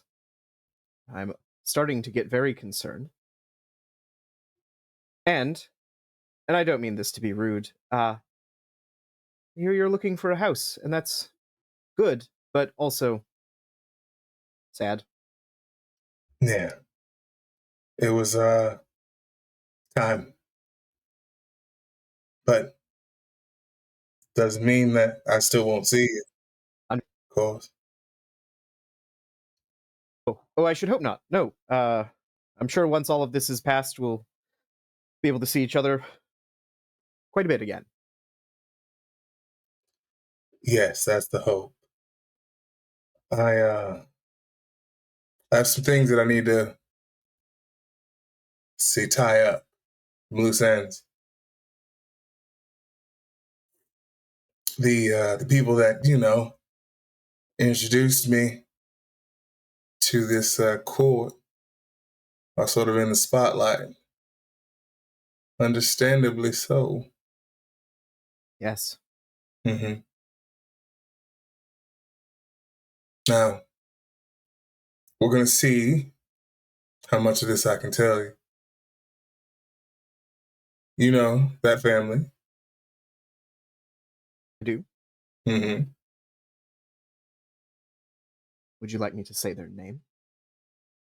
No, we both know who I'm talking about. Okay. They aren't working for Abraham.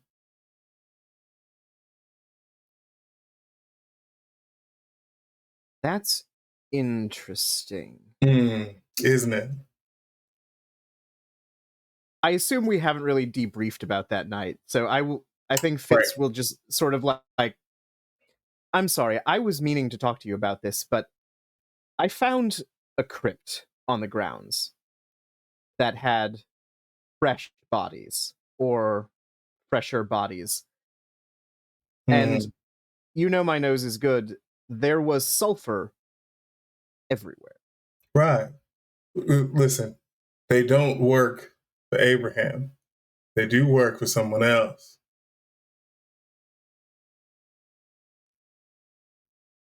You know who? I do.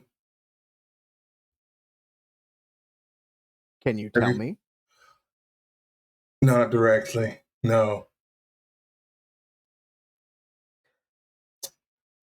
You could guess.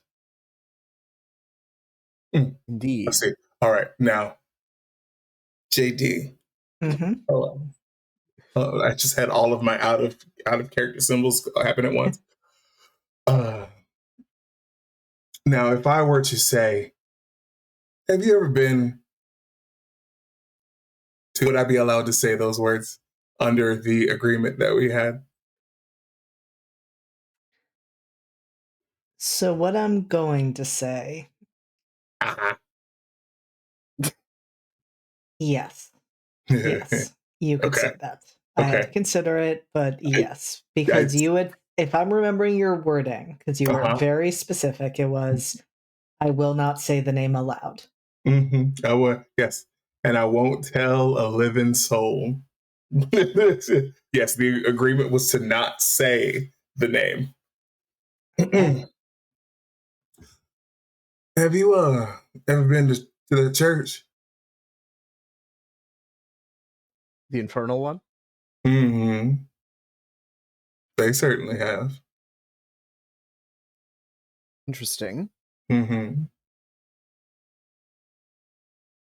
Are they a mutual friend of ours? No. There's an almost like relief look that passes over Fitz's face for a moment. It's like, okay. No, not her. Glad to hear that. So I assume Fitz somewhat knows the infernal church hierarchy, or the people that are in there, so his next guess would be, do they give or receive confession? Well, I can't say I know his particular proclivities. All right. But I think Fitz knows at that point. I think that's the moment when Fitz knows. It's like, Father Donovan. I see. Well, you said it, not me. So what do you intend that we do about it? They have acquired magics. Lots of magic, and well, they're using it, and Abraham doesn't trust them. That is, I think, one of Abraham's most qualities. Mm. He's, unfortunately, eventually, of course, a good judge of character. It was them. I know it was them, but it's a matter of effectively proving it was them. Is there any evidence that you have beyond that which you can't tell me? Because we know that things have been seized from their home, but they pinned that on Isaac. Of course they did. Well, if they have restrictions on me, I have no doubt they have restrictions on their son of the magical variety. That would only make sense. Yeah. JD, does Fitz know anything based on his line of work about how you might get around those sorts of gags? Do not do not disclose NDAs. things. Right. Yeah, the NDA. Yeah, how do we get around the NDAs? NDAs. In this instance, I'm going to say, like, this is very deep magic, and so Fitz would not have access to that information. Though, Fitz does know a witch who would... We both know a witch. You both know a witch who would presumably have more information. All right. Do you know for certain if they were behind the prince's death and the deaths of the Delosos, or one or the other? They seem connected. Right. Hey, so I have that ritual dagger. You do, and it's interesting that you mention that because there is a knock on the townhouse door at this moment. Interesting. Okay. Well, the servants will get that, so it's fine. It's clearly nothing, and they'll be sent away. Right. I'm gonna, like as the door is just being knocked, I'm going to pull the dagger because I wanted to avoid straight to the abyss. What's the move called? Gaze into the abyss. Gaze into the abyss. There we go. Yeah. So that was what I wanted to do. All right. So I am going to have you roll with... There's a couple of things I'm just keeping in mind. Don't worry about it. It's fine. Roll with dark. Okay. Don't mind if I don't like when you say words like that. 7 plus 2 is 9. Okay. What is the question you are asking the abyss? Okay. Let's see. Hello. We have basic moves. Oh, I do not. Yeah, okay. There is no specific, like, pick out the question, but just, like, as you're gazing to the abyss, what are you trying to assess as you look at this dagger? I want to see if it was, like, utilized in, ritual chicanery. Involving the worst kind of chicanery. Right, involving the prince. Like, I want to see if there is any sort of echoes of past deeds by the Connollys.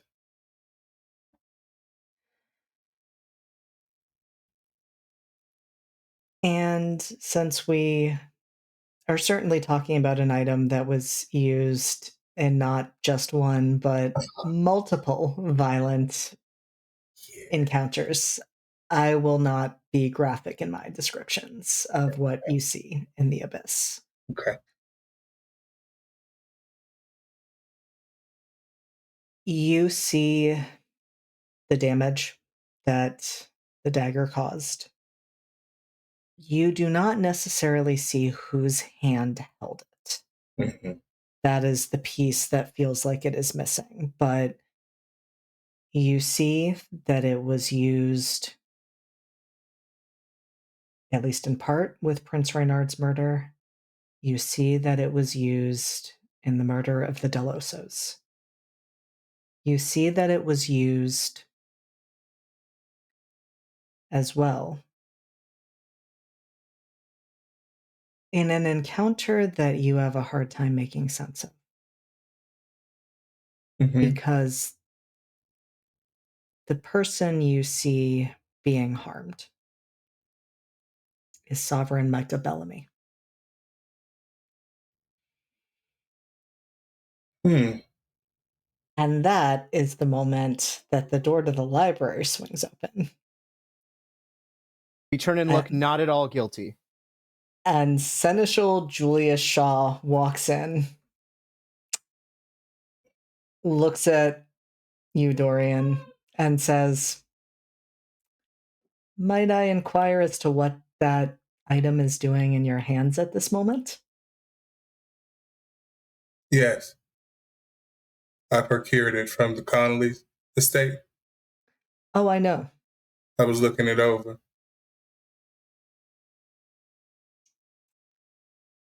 Interesting choice to have it here rather than, for instance, have turned it over to the palace for further inspection.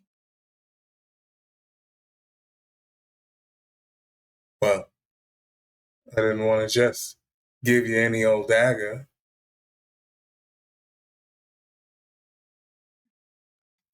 It's just a blade pointed at myself. And he takes it and asks, "Where did you find it?" So you haven't found it yet? I have found every secret passage and hidden room that the Connollys have in their estate, and then some. Oh, good. I was just curious if you were going to lie to me. Why would I do that? You answered a question with a question. It's not a lie. It was the book and the study that opens up the secret passage. That and one. the little ritual room, yeah.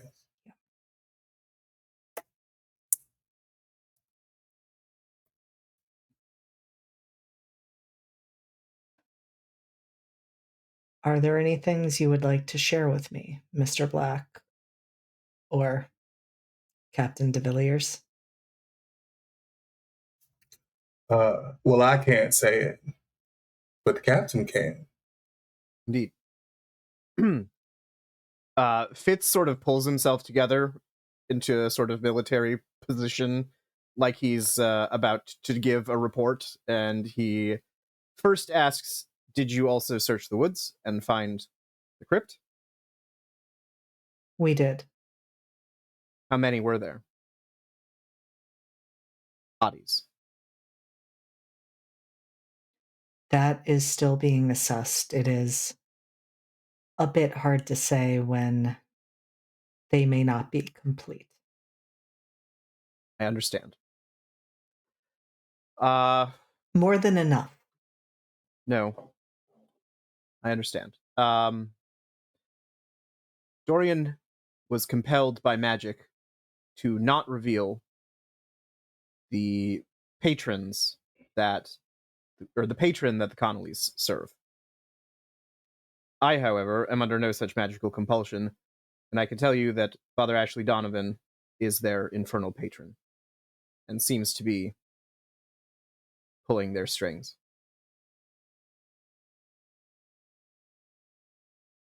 I see. That is very helpful information to have, and I am sure a relief to anyone who has a different demonic patron. Fitz is staring straight ahead. Hmm. Very wooden, just like, I'm Dorian's not going just like I realized Dorian has just been straight up mean mugging. Really, it's this whole time. Like, what's up?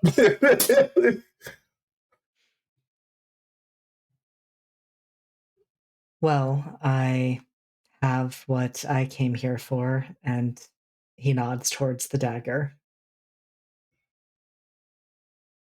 I would hope that if either one of you has any further information that could assist with this investigation, whether it is to clear your own names, given some of your associations, that you would step forward when the time is right.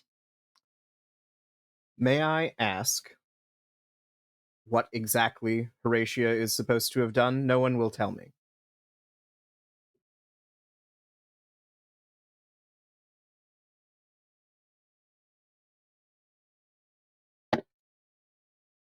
That is not my place to say. I Captain want to DeVilliers. manipulate an NPC. Please roll with hot. Okay. It's a 9.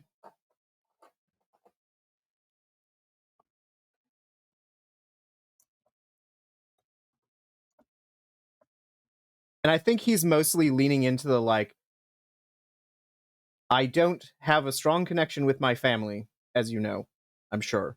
But Horatia is my sister, and that link is sure to cast aspersions on my own name. And I want to help this investigation in any way I can, and I cannot do that if I am under a shadow of suspicion. And so if I know what she is to have done, I can help you in order to help clear myself and aid the investigation.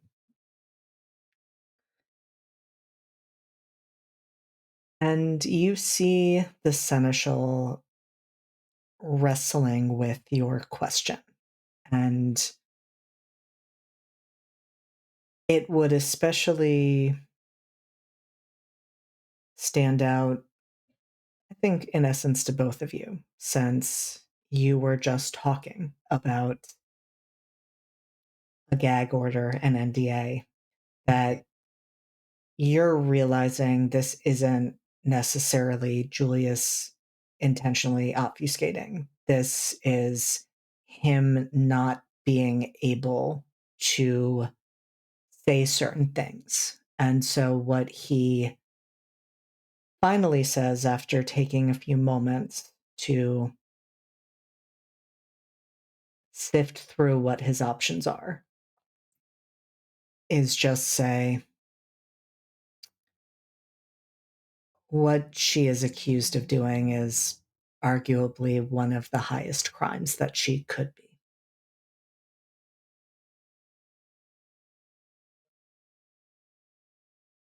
That's troubling, Troubling is one word for it, yes.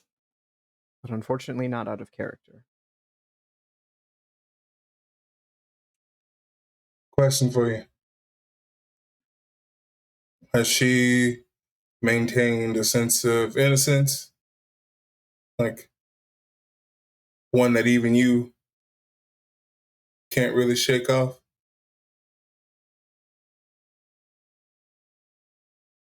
For the crime that she is being held for, we have witnesses and there is no way for her to deny that. For the others, they are more complicated, as I think it is fair to say that if I had any idea what she was capable of, she never would have been allowed to be a part of the Palace Guard. Yes, I think you're finding too late that she's capable of anything. It would seem that way, yes. I think you gotta be real careful when you're dealing with people that have powerful magic.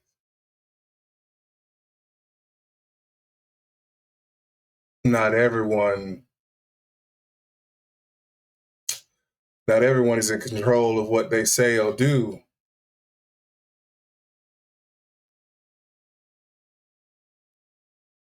Very wise, my friend. That is a valid point, Mr. Black. I make lots of good points. That is also true. Now, Seneschal, if you have any questions of me, I would be happy to clear my name. I have things that I need to attend to, and I would rather not be arrested before those happen. I have someone who is waiting for me. You understand?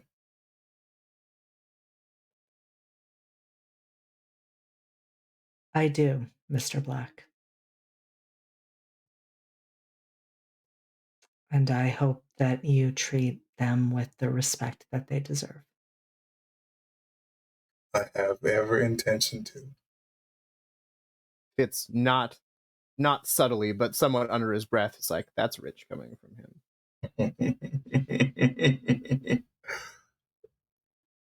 Good luck with the rest of your investigation. If there's any way I can help, you do let me know.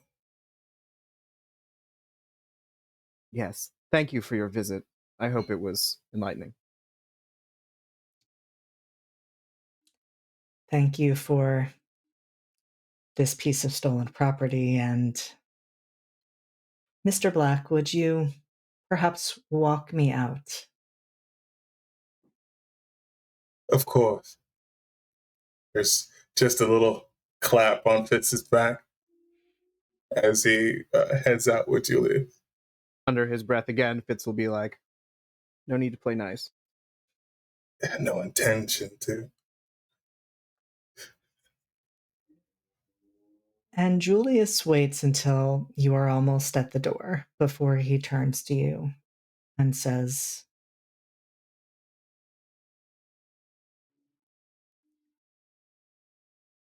Mr. Black, you are not an easy man for me to understand. When I first met you, well,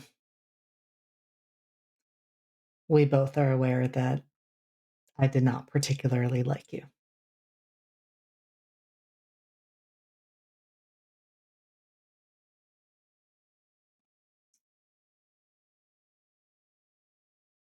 The company you keep is troubling.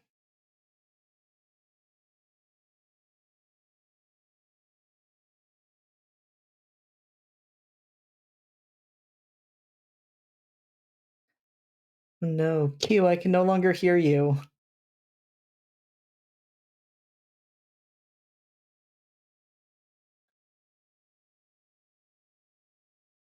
The Rammies have taken his internet. No! It was too much. Too many Rammies. Too many Final Rammies. Rammies. Too many Rammies. Tech What goblins. the F? Okay.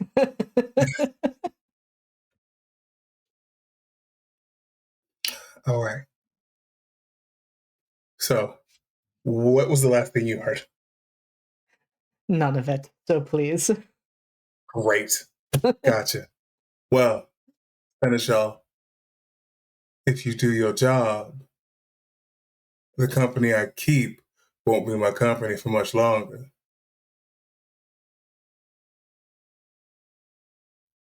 Which is why I have offered my services.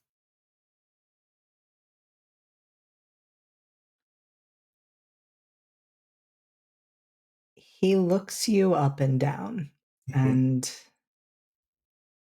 asks, and are those the only entanglements you need to extricate yourself from?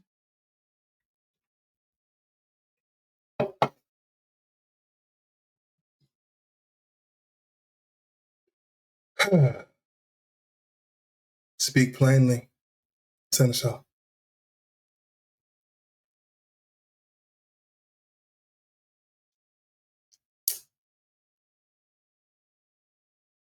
I do not enjoy laying people's secrets bare in front of them.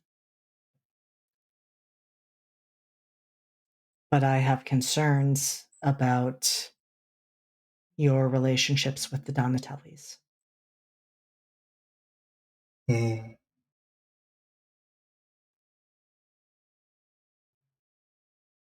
Yeah. And I will say again for you, do your job, and my entanglements will no longer be an issue. Whole cloth.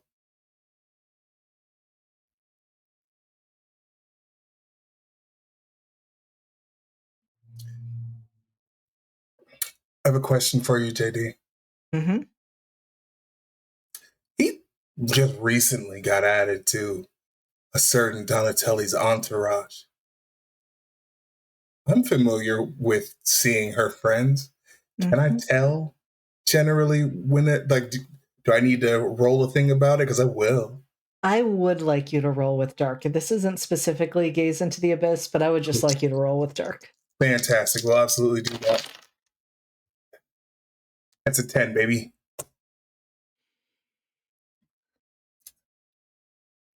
And what I will say with that, Dorian, You are a sick son of a. Gonna kill that dog. Oh no. We are killing dogs, and I am distracted. I am so No. sorry. No! We made it through almost the entire stream without killing one dog. Must we? Derposaurus! Oh no. Oh no. No! Incredible. Boyfriend, I'm so sorry. Like, right, yeah. Oh no. It goes for issue. I guess we're good. Villiers family Yeah, will remember everything's this. fine. You're Yeah, fine. we've resolved everything. No need. Alex, I'm sorry you're dead now. Damn it. Shit. Oh, Wrong no. dog. It's Wrong okay. dog. Who among us hasn't died? I mean, sorry, what? Say less. We're all normal here. Yeah, Fine. say less. It's fine. So, Dorian, you are taking a look at Julius. You are assessing. You are trying to get a read on him. And you have become very accustomed to the threads of shadow that link Abigail to the rest of her cult. And you're not expecting to see that. You know, you're just trying to Get a read on him. Yeah. judge judge the person that you know broke the person you love's heart. And you notice that there are those threads there.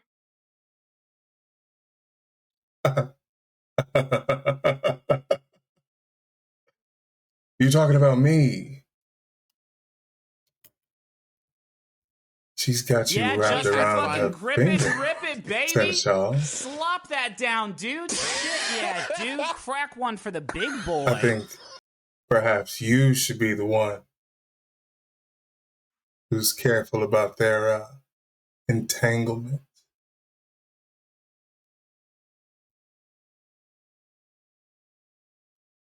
And he just says, duly noted.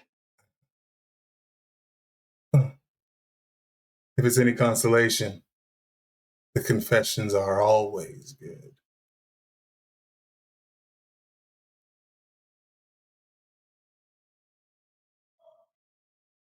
Perhaps you're deflecting a bit there, Mr. Black. I merely have one last question for you. Of course. Do you love her? Yes.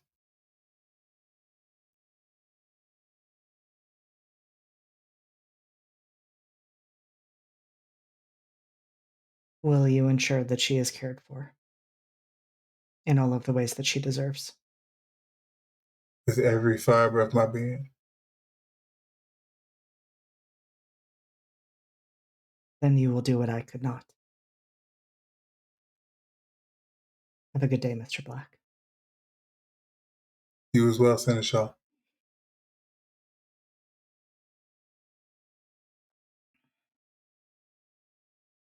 Close the door.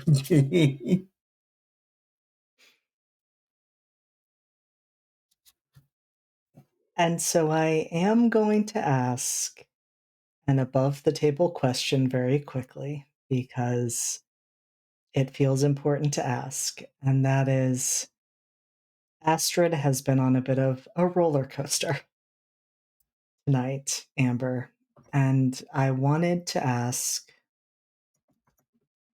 if you had any thoughts on what might take her away for the intervening time. Or if you wanted to put that in my hands.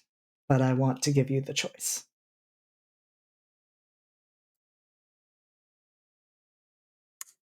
I hear intervening time, which means I'm just like reading through the lines, which means that season 2 is looming. So I think it's fair to say there is great demand for a season 2, and so I would at the very least want to leave the door open for everyone to return in the future. Okay. Get in the comments. Get in the fucking comments. Wedding season, yes. Nonsense and nuptials. Nonsense.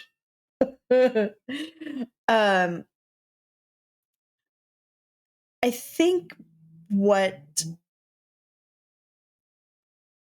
takes Astrid away for the intervening time would, I mean, and you can feel free to fill in the blanks. I mean, probably wedding prep, but also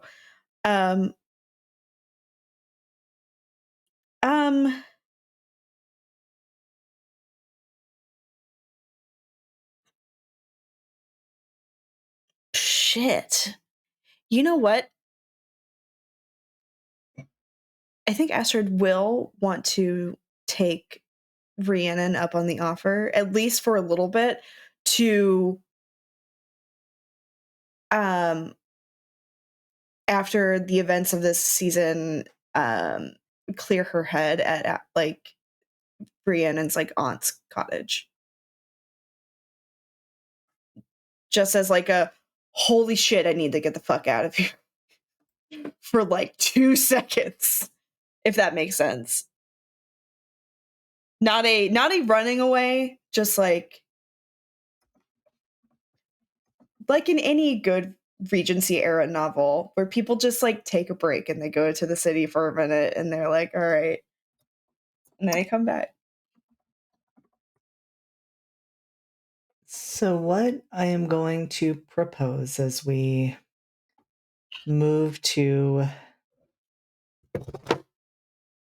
bring Astrid's involvement in this season to a close is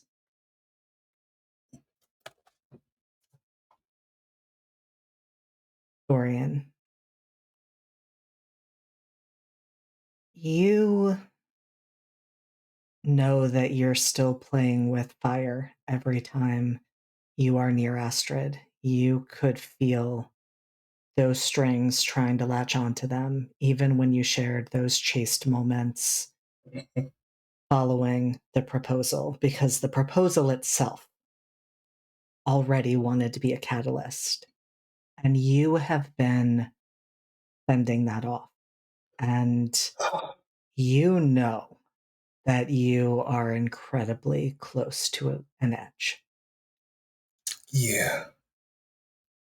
And so what I am thinking is that with Astrid having that option of stepping away for a bit after the turmoil that they have been going through, you very much are encouraging and supporting that to be sooner rather than later. Yes. Can we have a brief conversation? You can. Okay. It is like just the two of you as best you can manage? It can be private, yes. Fantastic. I promised you that I would explain some things to you. Yeah. Yes, please. I mean, as wonderful as you've been in person, and I've enjoyed our dalliances, we've never had an opportunity to really talk in depth. I seem to have run from every opportunity for dinner that I've offered, and It's all right. I think, however, it'll be good for you to get away.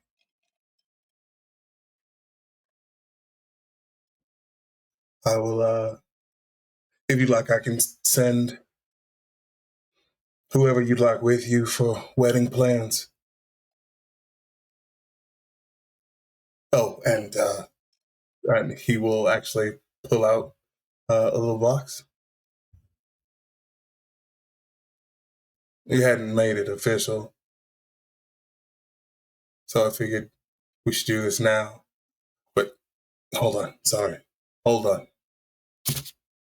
I was explaining something first. When I came to this city,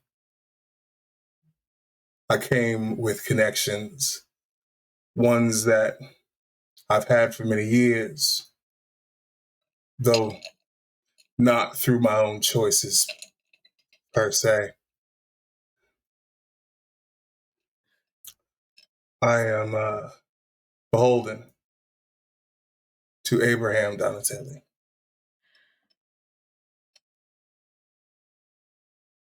okay. I tell you that because I need you to know that I am trying to extricate myself from his grasp. So I need to make sure that I officially actually place the fault and the blame where it belongs, on the Connollys. I have to prove it. And once that's done, I'm free. Those are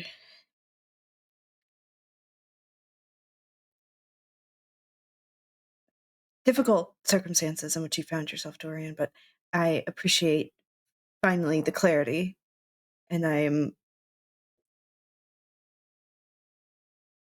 am beside myself that you are able to trust me with such a harrowing truth that I'm sure was difficult for you to keep within. Yes.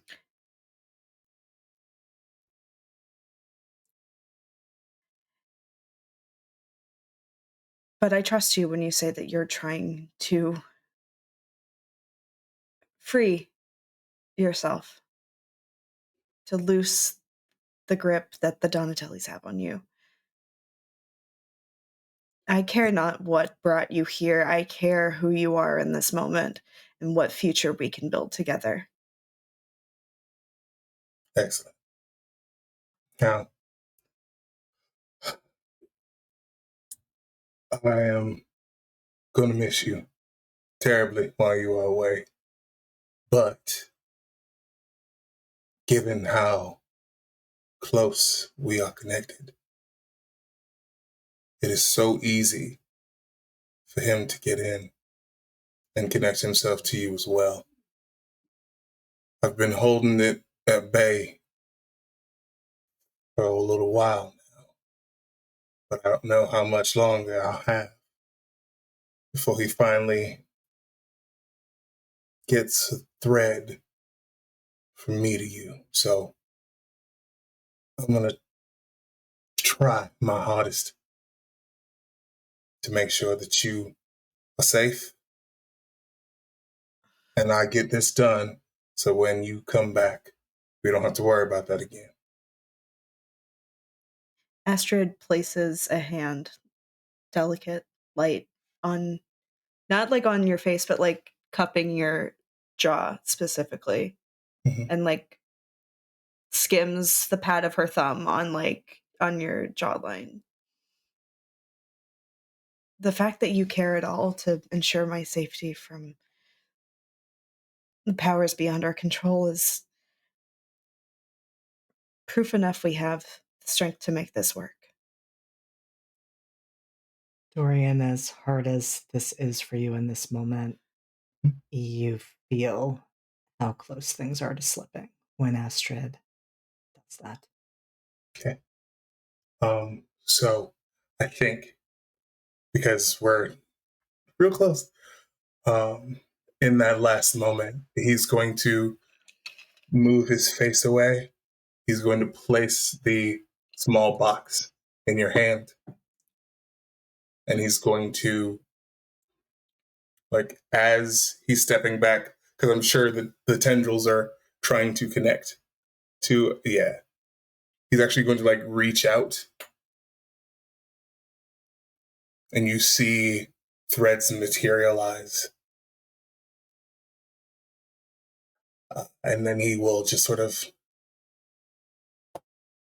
put them into his chest.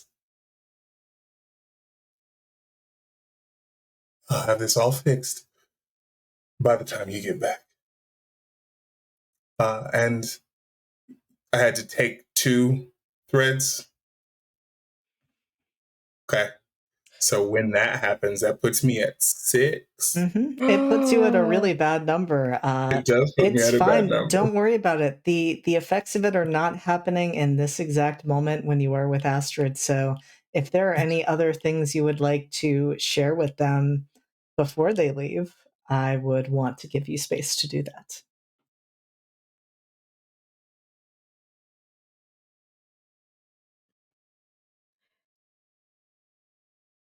While I'm gone, please take care of yourself. Guard yourself. And ensure your safety, because it's not just you. It's not just your heart that's with you while you're out here tying up loose ends. It's my heart too. And I don't want to see it damaged again. I will protect it with my life.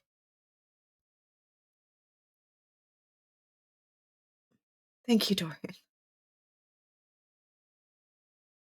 Thank you.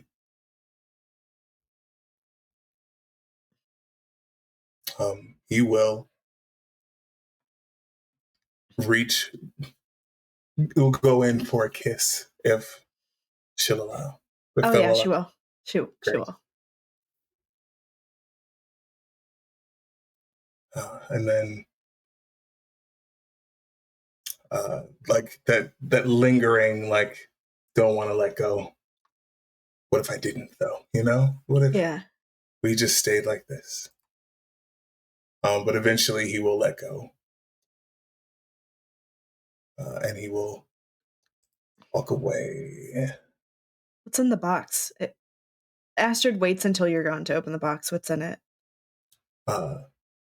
So it is it's a ring.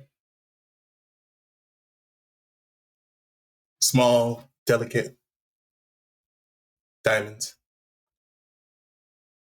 Very, like, inset in a very simple band.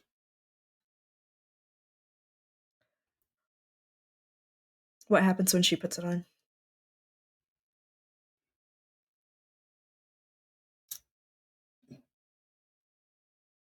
Nothing happens. JD, I don't trust that fucking face. No. I don't trust that face, ho. Oh my god. I don't trust that fucking face. What I can tell you, Amber, is Astrid, you put the ring on, and we follow Astrid as they travel out to the country, out to Violet House. And as you are getting closer and closer, it is, of course, sad because you want to be close to Dorian. You want to not have this physical distance between the two of you. Yet You know that he is doing what he needs to do, and you are doing what you need to do. And that certainty grows as you get closer and you first smell and then see these fields of lavender and gardens that would rival the ones at the palace, except that these are much less tamed. These are flowers that are allowed to grow, moss, lichen, herbs, all of them just spread out over acres and acres that lead up to not a small, but not a large estate. But what stands out to you the most, Astrid, is that when Diana and Alva step out of that house, they've of course been told to expect you. And they are older. Alva still carries herself with the bearing of someone who served in the military. But they smile when they see you. They look so happy that you are here. And if Astrid accepts, welcomes her with a warm hug. The lesbians, Harold. And they were roommates. Oh my god, they were Oh my god, they were roommates. History will call them But that is definitely the warmest reception that Astrid has received in a long time in this way. And it feels like a home and a space that they are being welcomed into. And then we fast forward like 150 years. Julius is dead, but he's reincarnated as a man named John Snipe, who's a bitch, and he had it coming. Had it coming. You're not wrong. Stand by that. You're not wrong. It is now canon. Amazing. So as we pan back from this beautiful moment with Astrid, where they are finally getting the respite that they deserve after what they have been through, we're going to return to Dorian. And Dorian, you have been holding that darkness at bay. You have been holding those threads all inside of you. And you can almost hear Abraham laughing when the final two snap into place. And so before we end, I just have to ask the question, what does it look like when Dorian becomes his darkest self? Dorian is typically cool, collected, the handsome devil, if you will. And now he stands as if he's been plunged into ice cold. He shivers. He's not shorter, but he certainly doesn't fill the same space that he normally does. He is lost. He's tired. And there's this pit in his stomach that no food will satisfy.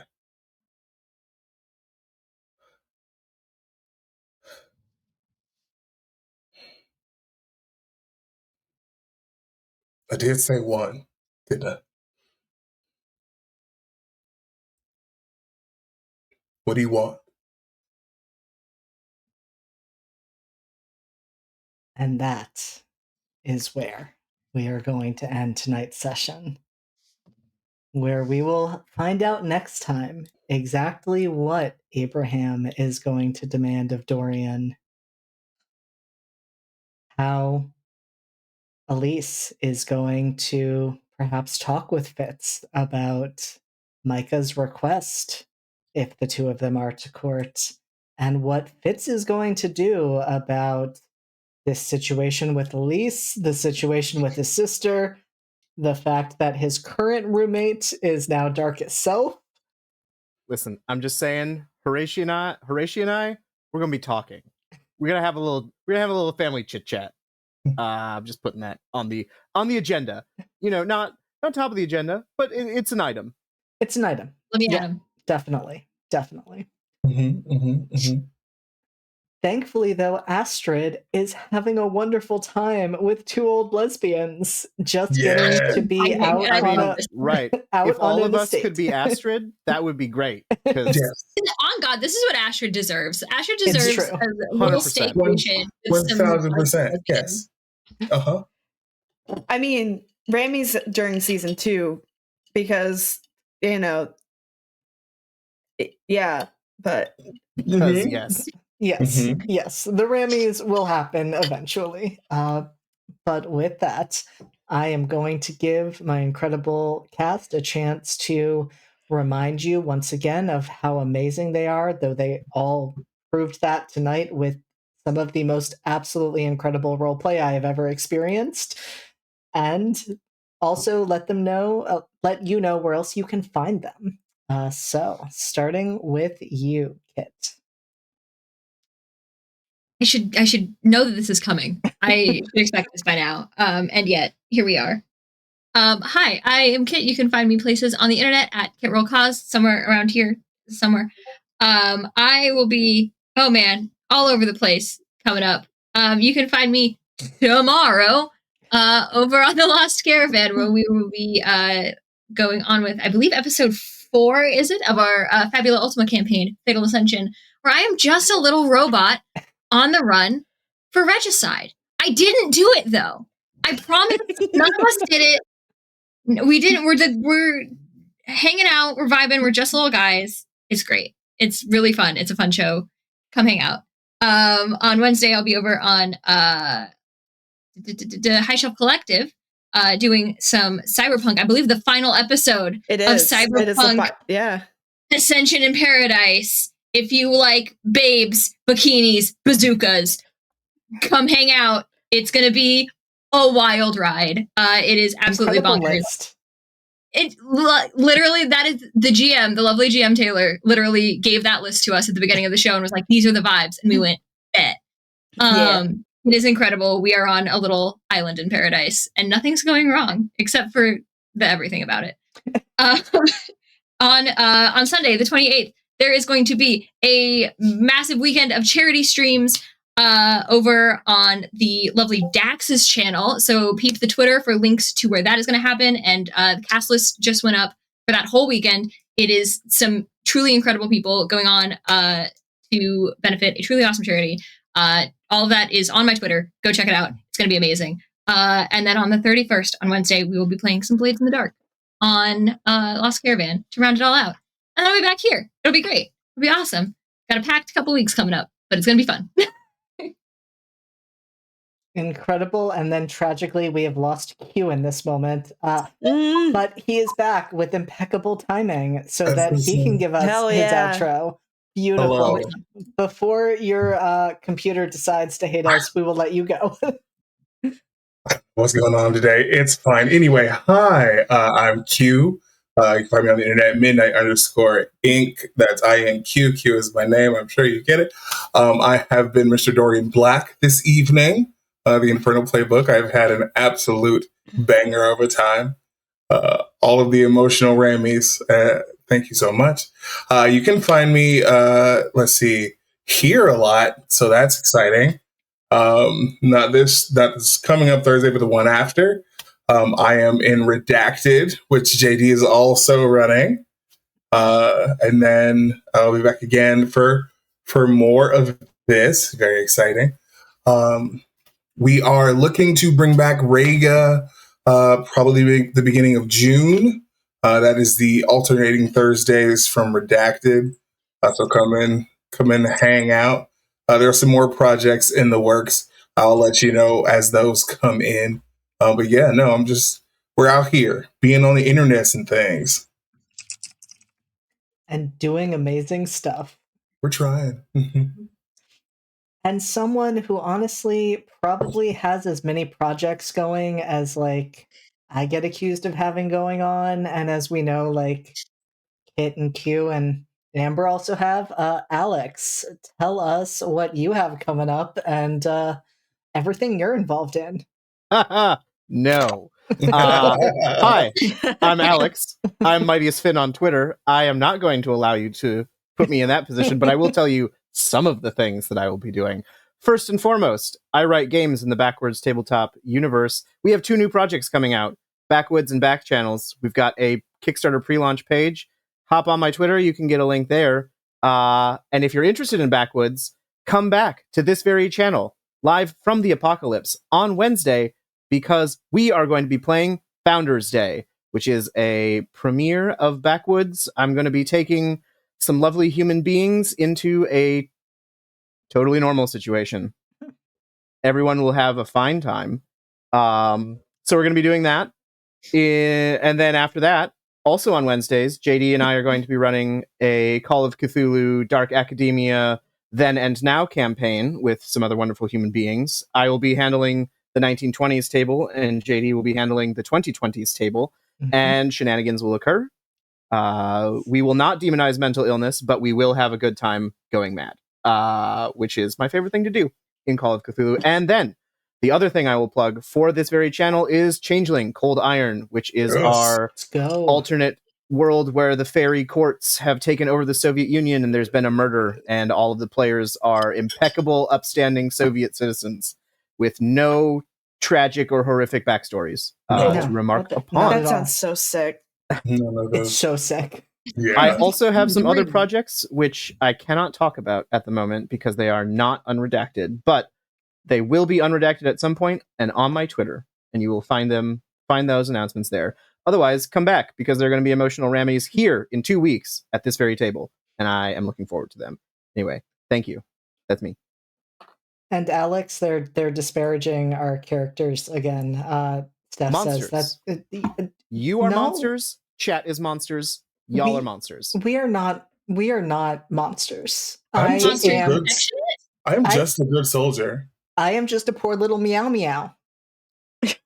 JD, I actually have to exercise GM storyteller veto and say no. You are not a little meow meow. I am totally a poor little meow meow. Just look at what that word means, and you will find that it is actually very accurate. Oh my goodness. No, everyone, you are accurate to press X to doubt because no. You can fix him. I mean, I will fix him, but maybe not. Wait, how do you spell that one specifically? Yeah, how do you MEOW. Right now, how do you spell yours, JD? How do you spell that meow meow? It's fine. Don't worry about it. It's fine. Okay. To be fair, Raph is the most terrifying character in that game. I'm just saying. Yet. We won't go too far down that rabbit hole, but Raph is very quickly teaching me that they are one of the most terrifying people that I can imagine.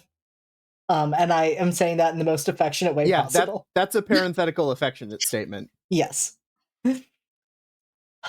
I am dreading clicking on you, Amber, because it means asking you to do your outro, and I don't want it. It's all good. No worries, because if a season 2 happens, I will be back. I will make sure. But hi, everybody. I'm Amber, also known as the Space Jamber. I'm a TTRPG writer, editor, podcaster, streamer, and I love to make magic at tables, just like you witnessed tonight. Thank you again to this entire cast, who has been nothing but kind, wonderful, hilarious, horny, and some of the best roleplay I've ever experienced. Q, what the fuck is wrong with you? You're brilliant. Same to you, babes. Same to you.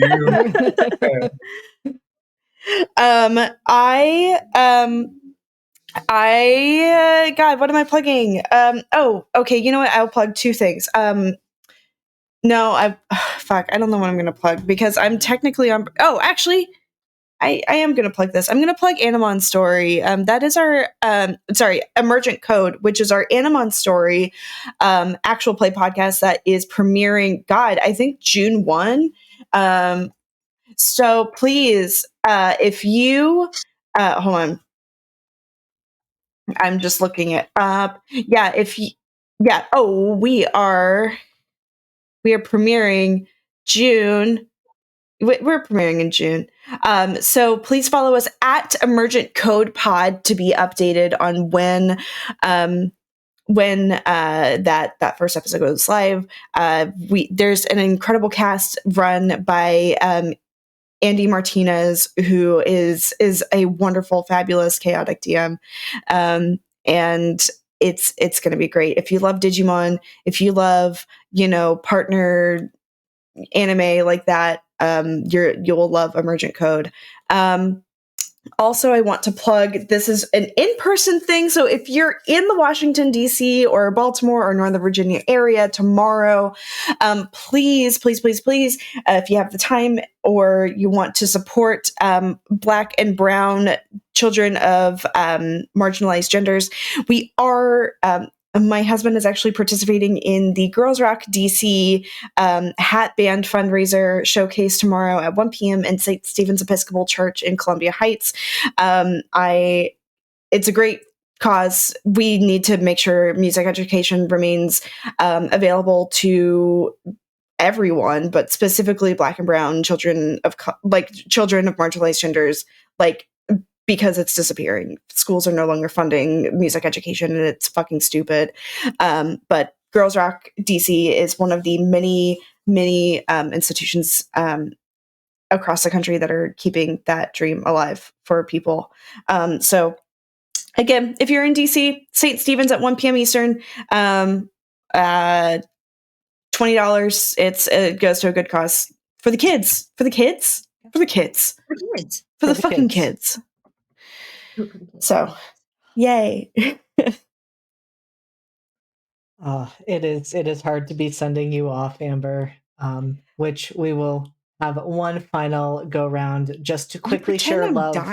You act like I'm dying. I'm literally not going anywhere.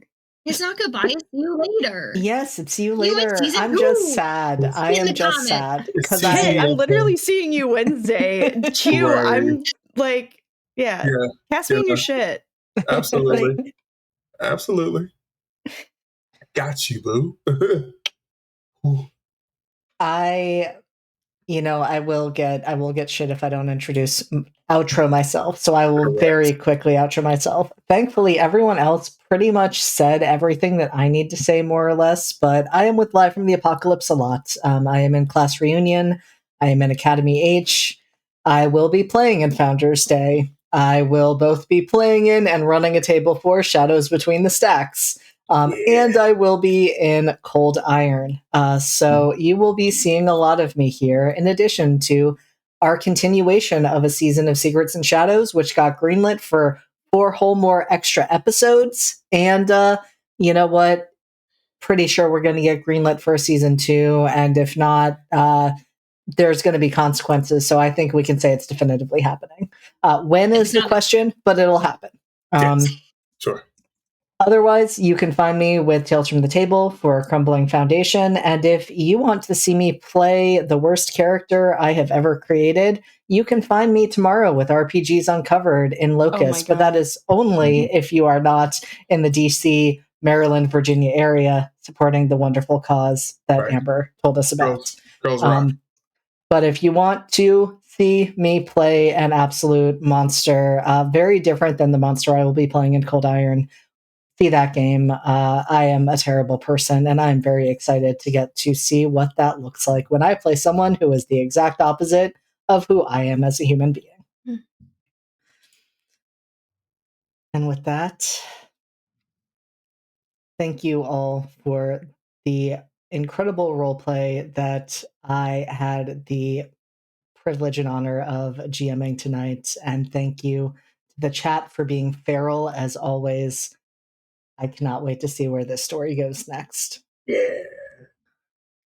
Say goodnight to everyone. Good night to everyone. Good night, everyone.